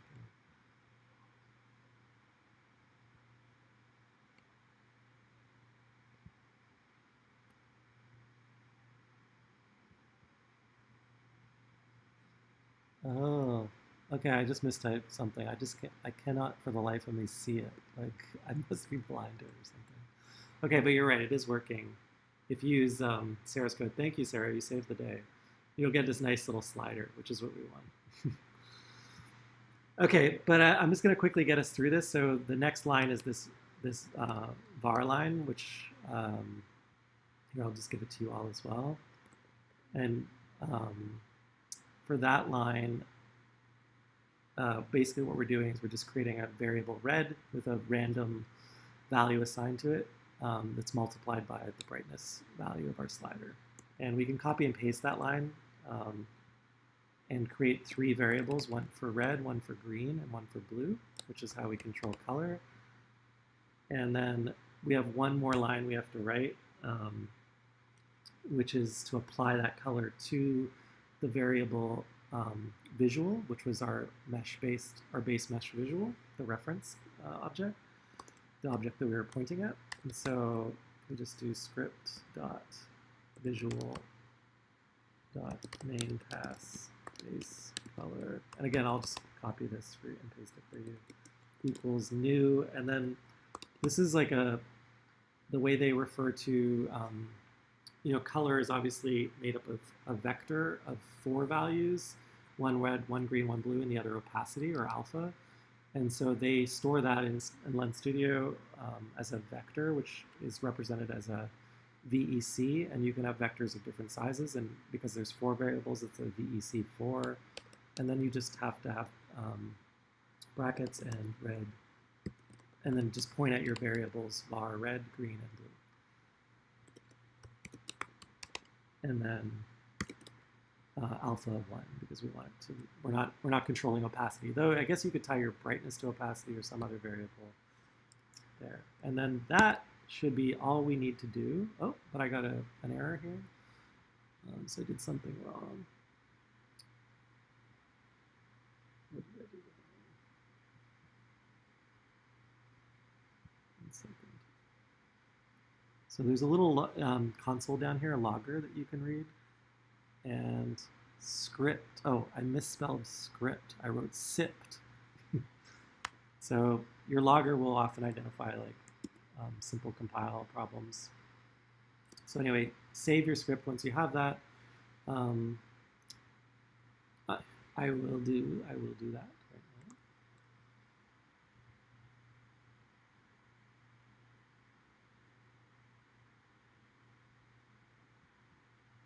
For some reason, I cannot get access to the chat without stopping the share. So there it is.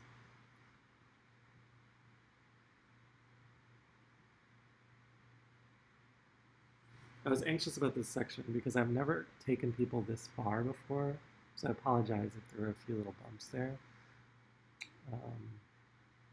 But okay, good. It's pretty simple. I mean, it's just using JavaScript, so it's really pretty simple. Now at this point, our script should be functioning, and actually I just showed you my earring color changed. The reason it's only going to change when I move the brightness control. It's not going to change continuously, or it'll change if I reload the lens. Up here in the top right, actually, see there's this like reload option, because this script is activated once and once only when it is initialized.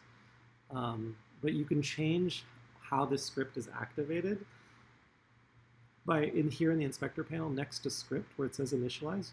You can switch to any of these other events, which are kind of fun, including like mouth opened and mouth closed, tapped. When the camera switches direction, like for example, let's do mouth opened. And now, every time my mouth opens, the color will change, which is kind of fun. Or I could do frame updated, and you're going to see it's going to be a little bit insane, but this is like every time the frame gets updated, so 30 frames a second probably, you're getting this like, the colors changing randomly. So it's like a disco effect, which is pretty crazy.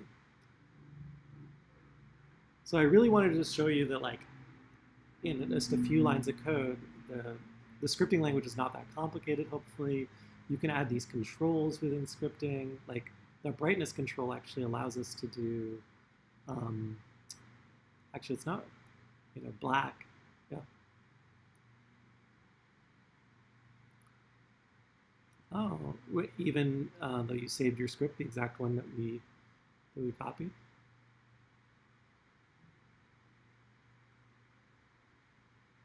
Okay, it's not really essential to the lesson, but I do want you to understand that like you can create your own controls, and you can script those controls, and then that gives you this ability to then tie that to different events, like mouth open, mouth closed, brows raised. Actually, that's a nice way to do it.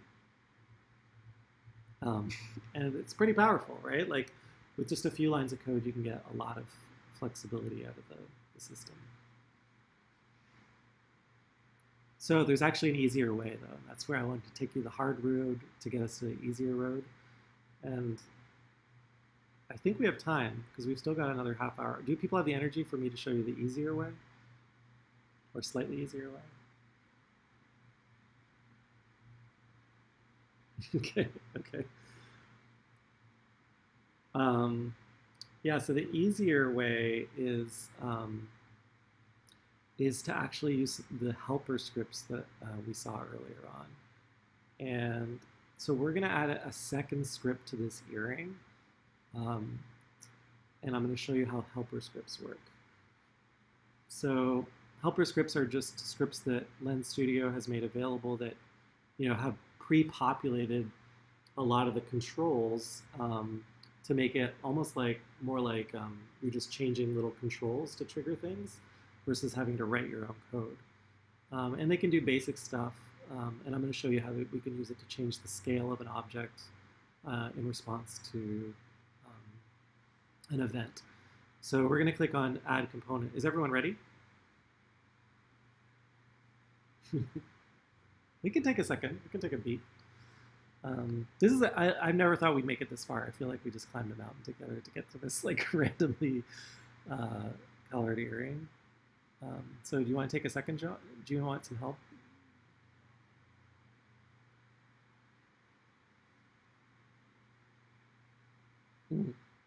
Don't if you don't have that slider, really it's inconsequential to the tutorial. It's just to show you that you can have a slider and you can use it to like control things. Yeah, it doesn't really change very much. In fact, it's not even coded very well because like the way I coded it up to 10 makes no sense. It should probably only be coded to a maximum of 1, not 10. And yeah, because the brightness can only be between 0 and 1.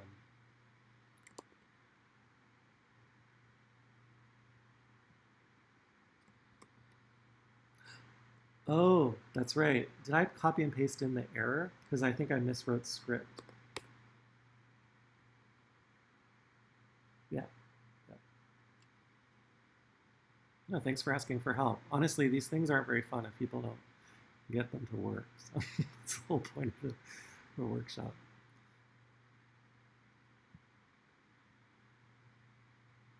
Okay. This is the final leg, and I just want to show you this cool concept of behavior scripts. Are we ready? Okay, so we're just going to add component from our inspector, and then we're going to choose script, and we're going to add a new script. We could have added it up here, actually. Doesn't really matter. Then we're going to click on plus, and this time we're going to go over to helper script and click on behavior. It's a lot of steps, but this behavior helper script is actually super helpful.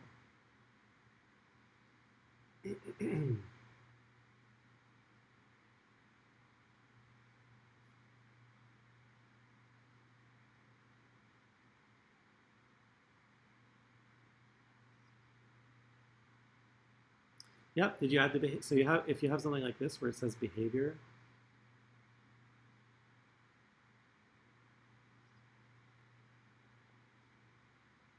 Yeah.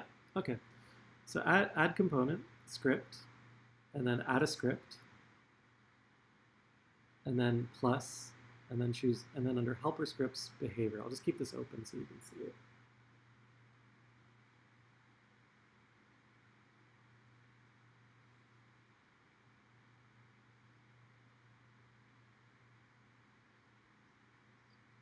You don't have helper scripts, really?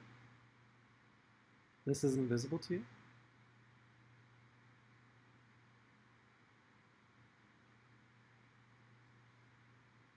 Hmm. So what do you see? You just see script in under, like when you click on plus, you just see script.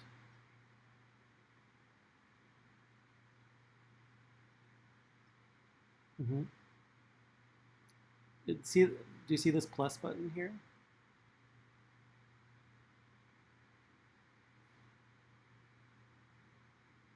No, no, that's great. I mean, it's like 4 levels deep, so it's like the worst case scenario for a workshop. It's like, okay, so once we have that open, you should have, sorry, you should have this. It should look like this, behavior, and then a bunch of like options will appear down here: touch event, tap, like event type, touch target, all this stuff. So actually, we're going to choose a touch target, which is, this is exactly what we just did previously with the random thing, but this is one that's already been created for us, where we can, like, if you click on this touch target where it says none, we're going to choose our plane again, the same way we just did, which is inside of our earring, and clicking on our plane. So I'll just keep this open for a second so you can see. I clicked on the touch target, and then I went all the way to the plane.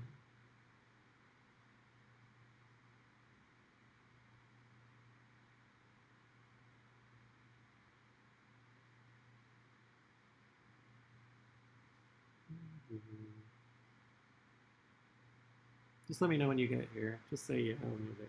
There's no rush. This is like the second to last thing I want to show you all. I think what we'll do after this is I'll show you publishing. I was going to show you, well, maybe we'll get to the full look and then I'll show you publishing. I think we'll make it. Yeah, and then choose the, again, the bottom of our earring, this plane, which is, if you get, what you're going to get is this view of the objects panel. You're going to open your camera, effects, look for the earring chain, then look for plane, and then once you get to this, click OK.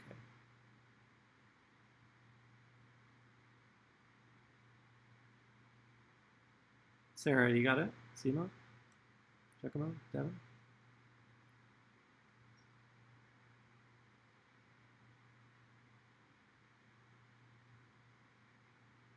Get all the way to the plane, render mesh visuals, just like the script. It's essentially the exact same thing. We're just going to do something slightly different to it using this easier method. So I'm going to click OK once I get that. And then you'll see it just like we did above. We're going to see it appear here. Now nothing's changed because we haven't said what we want to change. And that's where this, you'll see here response type. Menu below. This is where we can choose what we want to change about that object. So you could actually set the color here. You can set rotation, scale, all of these different things. You can destroy the object. So this is a way easier way without writing a line of code to do what we did before. The only thing is you can't really do random color the way we did because that actually involved math, but you can do everything else. So what I'd like us to do is just set the scale.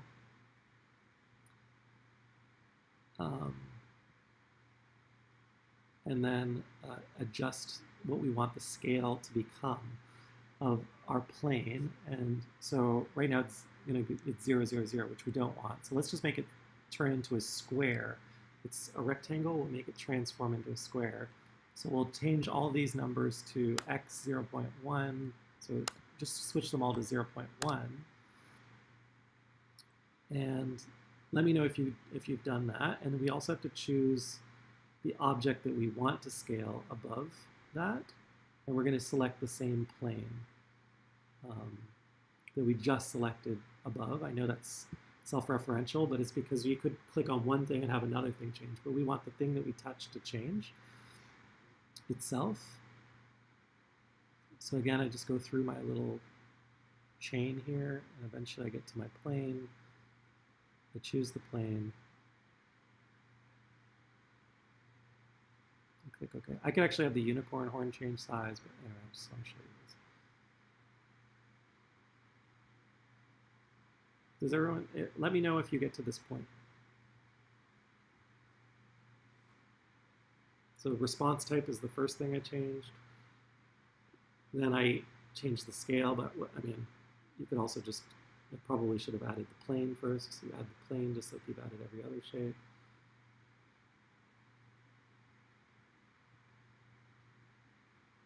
Click OK. Then change your scale from 0 to 0.1, or some number that's not 0.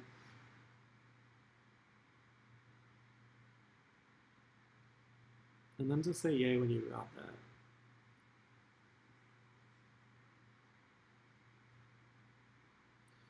I'm like, there's like a moment where I'll show you what this does, but I just want everyone to get to this point.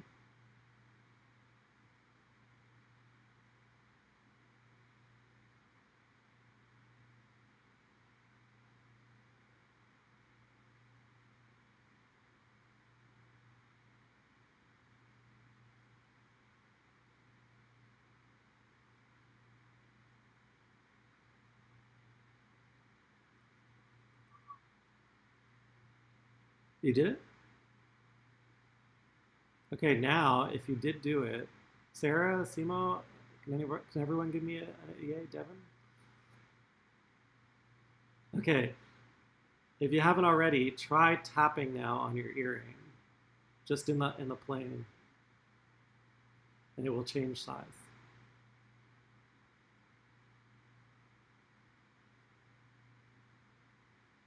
Okay, so you could actually add, stack these and have different things happen when you tap it, or tap different things, and all of that. So you just did that though without writing any code, and that's why this is an easier way to add interactivity.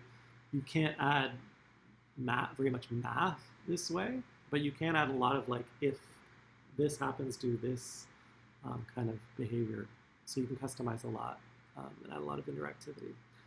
And that doesn't have to be based on a tap. It could have been, instead of a touch event, could have been like, there's just so many events that, like I said earlier, mouth open, that can change it, right? And you could have it so that, like, I'm just gonna add another one here quickly just to show you, but, and then add another behavior script that when my mouth closes, it switches back, as an example. Make it a face of that. Just to quickly show you how fast this is to configure. Response type, set scale. And make it scale to 0.2.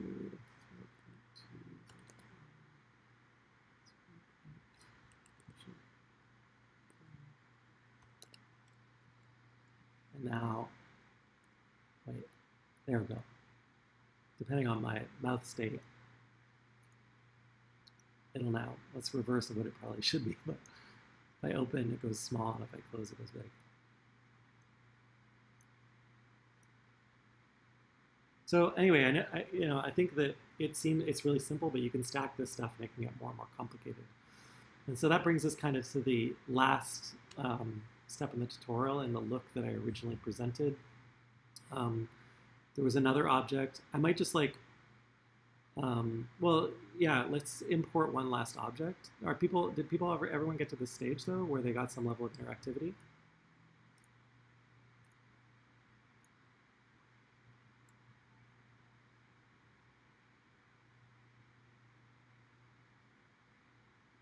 Oh yeah, so I created a second behavior. So you can just stack behavior scripts. So I added another component, added another behavior script, and then it was like, that one was for mouth, and then I did mouth closed, because you're gonna wanna be able to go back or forth. But you could, so the same thing could be true of, you need an on event and an off event, basically. So I'm going to go ahead here. You don't have to do this, but I'm going to import another object just to show you what you can do with this. And I created this headband object. Remember I had that visor on my face earlier. I'm going to import that. You can too. And this is just another object. Obviously I have to add it to my face. We've learned how to do that. And then I have to put it in the right position. It's not in the right spot. But this object that I created earlier has a similar set of scripts on it. So if I show, I'll just show you really quickly. They were borrowed, but they're like basically they're all behavior scripts that are tied to a movement type that allow me to like animate the thing. So you can do stuff like, you know, now when I tap, like this is programmed so that when I tap on the headband, the visor goes up and down. But again, that's created without any code, just by stacking behavior scripts and using these helper scripts, one of which is called Tween Manager. But just wanted to show you all that, like, you know, you can get to this level of interactivity pretty quickly without writing any code. But if you do want to write code, it's also not that complicated, and it allows you to add controls that other people can use. And the whole thing, the whole stack is, I don't know. I was just really impressed when I started using it, because, and as you're trying out other people's filters, you start to see, oh, they just did it this way. Oh, that's not that hard. I could reconfigure this or that. So that was what I wanted to show you. And I mean, there were a couple other things I want to show. One is once you have a lens like this that you like, how to change it. There was some advanced texturing stuff. So I guess choose your own adventure at this point. We have about 20 minutes left in the workshop. Do you want me to show you some of the more advanced texturing functionality? Like how to apply images and rotate them and that type of thing? Yeah? Okay. Yeah, okay, I'll do that. And then the last thing in the tutorial is to publish the lens, and I want to just save a brief moment for that. But are people feeling like they need like 2 minutes to go to the bathroom, or do we want to just go to the end? 2 minutes for bathroom? Oh, okay, we're good. You just have to say it. Gotta pee, and we'll. Okay, okay, all right. Let's just do some texturing. So if you imported the headband, all good. If you just had the earring, that's also good. The lesson, I'll apply it to the headband from me, but for you, you can modify this for earring. I think we're all at the point now where we can kind of do these types of modifications. But someone asked about video and texturing and how do we do that. So one of the quick ways is obviously you can import GIFs and movies and apply those as textures. I'm gonna just show you quickly with this built-in GIF functionality, this weirdly integrated into this product. But over here in the resources panel, there's a way to import from a GIF library, and actually, where is it? You click on plus, I think. Is it there? Where is it? Oh yeah. So click on plus over here in the resources panel. This is like it took me a second there because it's like buried. But in the resources panel, click on plus, and then see on the right here of the search field, there's like an icon. Unless you knew this, it's actually a Giphy icon, which gives you access to the entire Giphy library and API of like GIFs. And then you can search for a GIF that you like. It's just insane that this is built in my opinion, but people at Snap have a sense of humor and fun, obviously. So you can like just bring in whatever you want. I don't know, I'm going to choose one. I got that Friday feeling doesn't seem appropriate. Maybe I'll just choose these level meters, rainbow level meters. And you basically just click plus. And it should just come in. Oh yeah, sorry. Once you click that, you should see as a face image, add as a screen image, add as a world image, but we actually just want to add this as a resource. And then it should show up in your resource panel here on the left. There it is.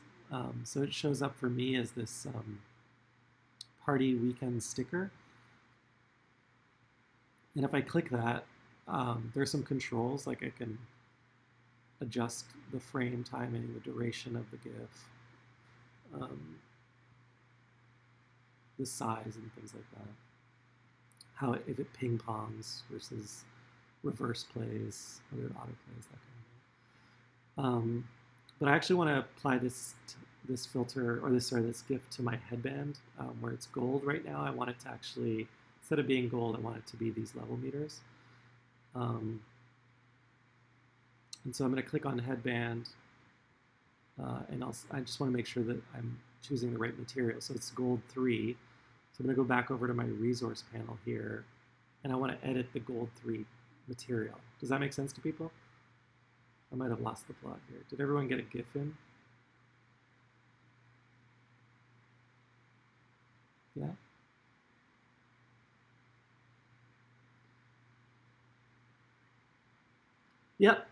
Yeah. So on the left here, if we did our jobs, we have our texture that we want to change, which in my case is gold 3.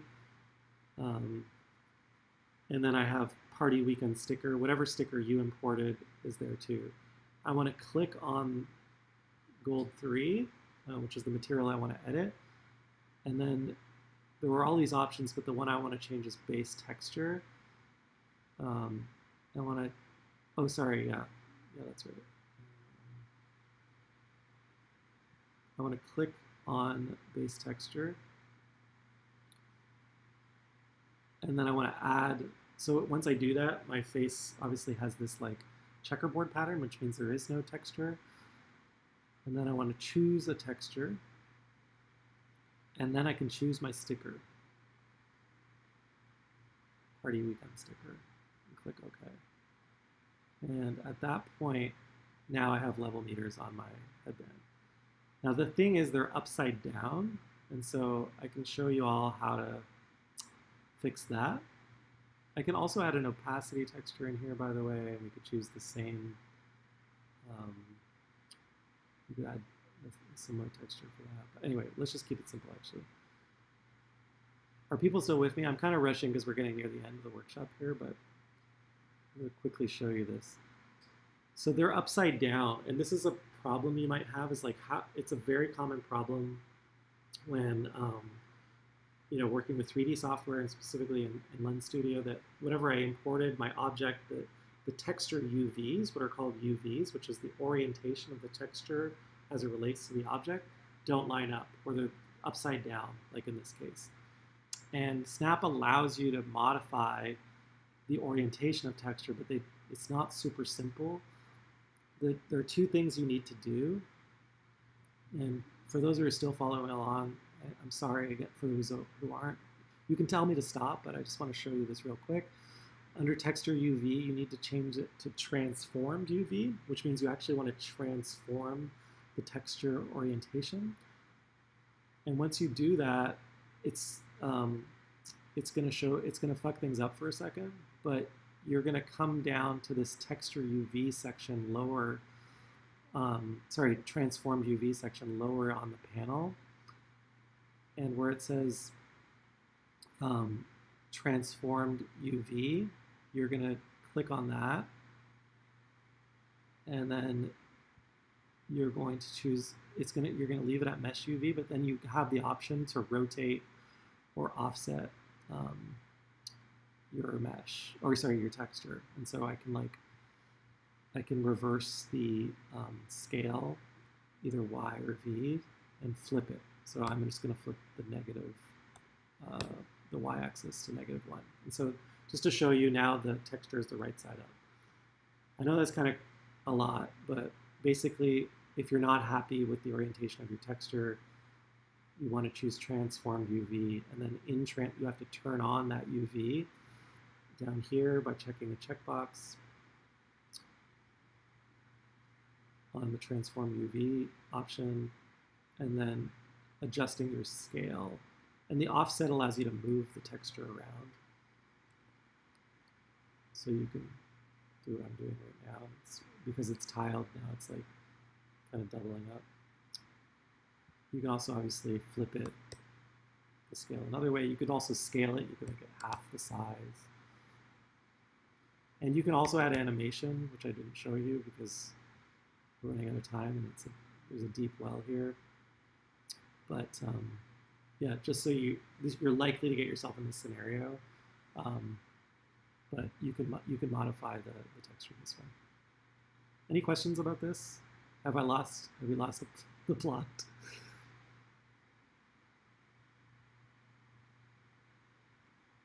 Okay, so the last thing, we only have 15 minutes, but say you've got a look that you love. I mean, this look of mine is a bit of a disaster right now, but you want to publish that look. You want to be able to use it in your next Zoom call or Google Hangout session or Meet or Microsoft Teams or whatever video, or you're performing live. You need to get it out of Lens Studio and into Snap Camera. The way we do that, if everyone's ready, is everyone ready for that? Okay, it's a really short story, which is good. There are two ways to do it. First of all, like before we get into just publishing it, you can send it to your device and try it out on your phone or tablet.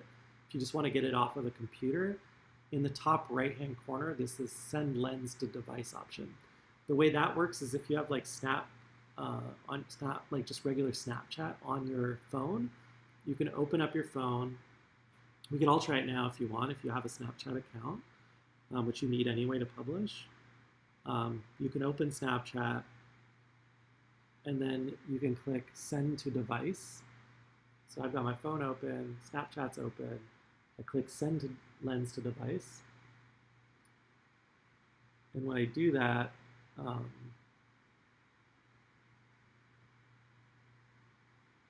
should take a second here, but what you'll see is this little menu thing come up. If you missed it, I'll do it again. When it eventually, it'll like automatically pair if you're on the same network. I think even if you're not on the network, as long as you're on the internet. And then it might take a second, but you'll see this message come up. Tap that when it comes up, and then you should see your lens on your phone.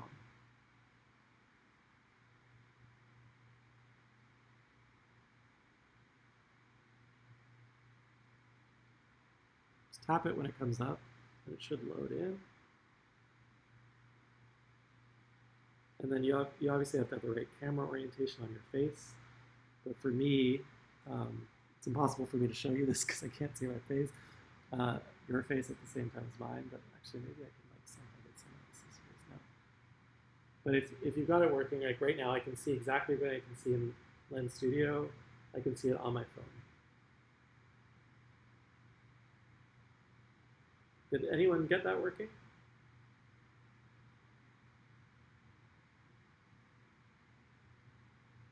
And if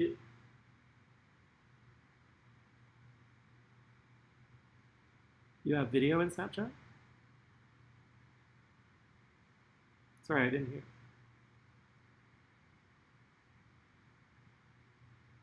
Mm-hmm.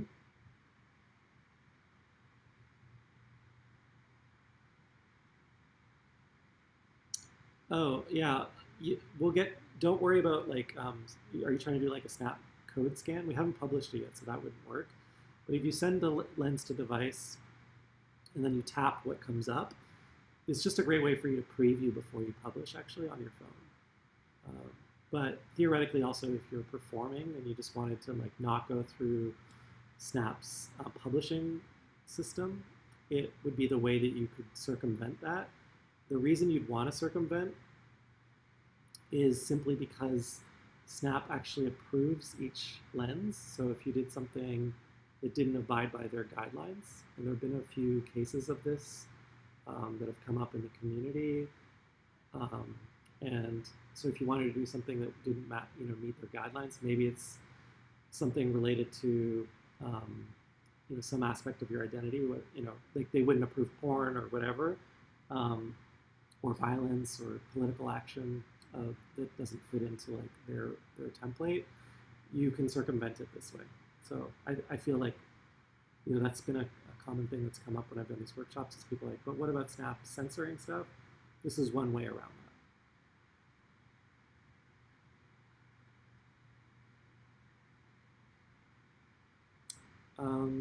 So if are people good to publish now? Or did anyone else have any questions about sending a lens to device?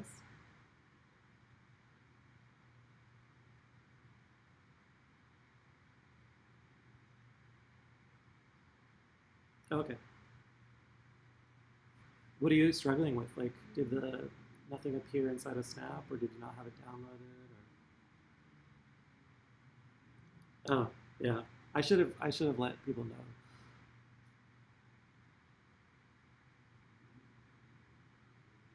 Did anyone have success?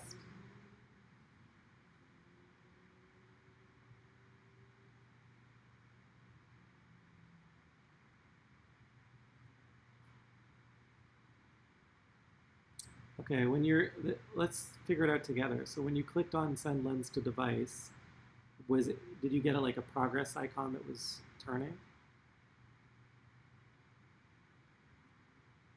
Oh, really? Oh, interesting.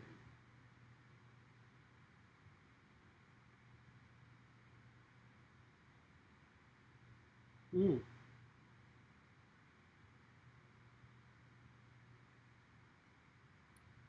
Well, let's move. Like maybe we should just move on to the regular publishing stream. But I'll research that question for you because I haven't seen that before, and I'll let you know after the workshop what's happening.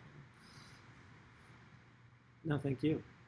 Okay, so why don't we move on just to the regular publishing because we're down to like kind of the last 5 minutes. Is that good with folks? Sorry, Carrie. Maybe you can do try it out in Snap Camera later, or in Snapchat later. Yeah. Okay, great. So let's just go the regular route, which is the publish lens. This is the super legit route. And this is how we're going to share it with friends, et cetera, et cetera. So click on publish lens. Ooh, your lens contains one or more errors and may be rejected as invalid. What errors? Does anyone else have errors when they bring that up? Okay. Well, I'm going to go ahead and say, fuck you. Yeah, let's see what happens. So what ends up coming up here is like some details that you have to enter about your lens. So I'm going to name your lens. So I'm going to name it Persona Workshop. And there's a size limit. So the size limit is actually 4 megabytes for like the core thing, but you can actually do an additional 10 megabytes. It's basically like you have to keep it under 15 megabytes. And it's weirdly, actually, once you add video or a lot of textures, you can kind of quickly get up to that limit. You can circumvent that again by just sending directly to your device. That's why I wanted to show you that previously. Then you set whether you want this lens to be for front and rear camera. Usually those are the two you want. And then spectacles, which are actually, I have a pair here, which are like these these augmented reality glasses that Snap makes. And they have like dual cameras that allow you to do some fancy stuff like basically add objects into the world and walk around. You can't actually see what you're changing through these glasses. You can take like the stereo videos that you record on these glasses and then add effects to them. Anyway, so that's for another workshop another day. So you can add like a lens preview or an icon. You don't have to. And so for the sake of time, let's not do that. Let's just click submit. So once you're ready to submit, it's still telling me I have some invalid options on my thing. I'm gonna say it's okay. What will happen if things went right? Shit, I think this might be causing a... Okay.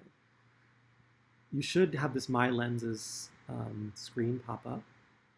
And if it didn't pop up, just try exactly what I did. Do it a second time. Sometimes this thing this part will bug out, I think because there's an internet connection. And then you can either update an existing lens or submit it as a new lens. We're going to submit this as a new one. You can add some tags for searching, for others to find it. But I'm just going to click submit. And then all of the lenses that you've ever submitted, you can see, like the one I was wearing earlier was called Privilege Wear. There's one here for the glasses that I created. They'll show up here, but the one you just added should show as in review. And you can click this chevron open, and usually it'll take about 5 or so minutes in review, unless it has like super advanced stuff in it, or there's some like issue with size, or I don't know. I've only had things rejected for it being too large, or I might get rejected though because of this code thing that they were just warning me about. I don't know what that is, but it's something related to my code having an error. I think it'll be fine. But when it moves from in review to live, you'll see it turn green like this live. And then Simo, what you were saying earlier in regards to like the code. So you'll also get access to like a code, which is the lens ID that you can scan with a QR code, because that's what this is that you can see on the left here.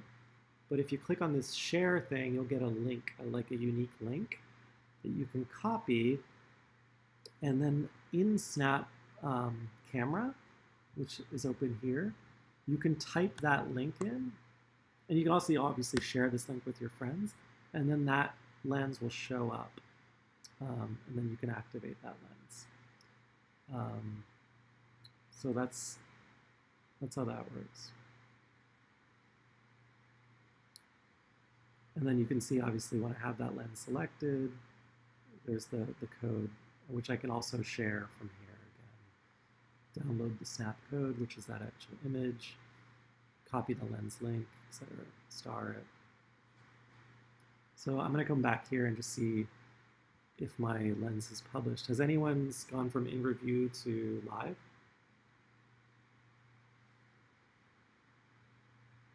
Ah, too big. How did that happen? How could it be bigger than live? Do you want, just delete something from your scene. It might be that you added like a GIF. Did you add a really large GIF or something? It's usually like a texture content. Like, so when I published this spectacles paint, which is like this, it shoots paint at walls and stuff. It has this like splatter texture. There are actually like dozens of them in there, and just scaling the textures down, more than half the size. So it's often a texture problem if you're trying to hit that size limit.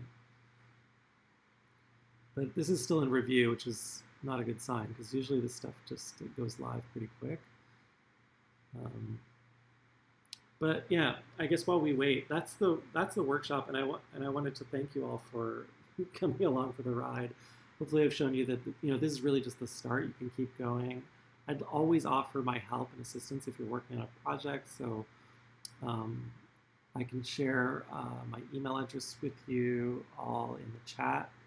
I'll stop sharing my screen here for a second, but I also want to offer the opportunity for people to ask open questions.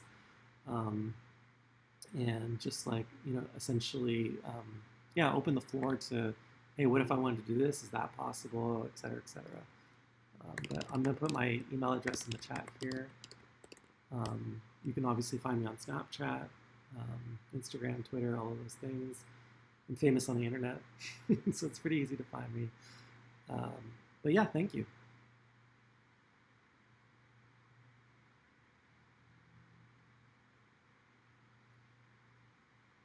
Did anyone get published? Okay. Well, please let me know, and I really do hope you can share. If you do create something, share it with me, and I'd love to see it. Any questions?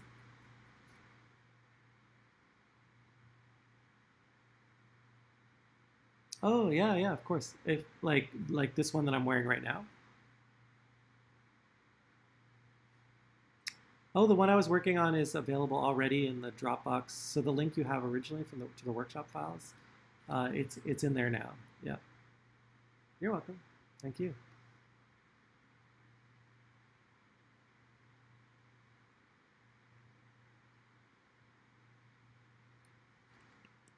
Oh, great.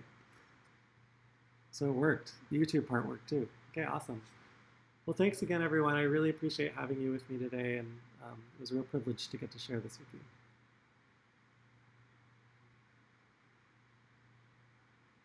Keep in touch. Send me questions if you have them by email. Bye. Thank you. Thanks, Bogomir. Thanks, Next Museum. Thanks, Ars Electronica. Love you all. Bye.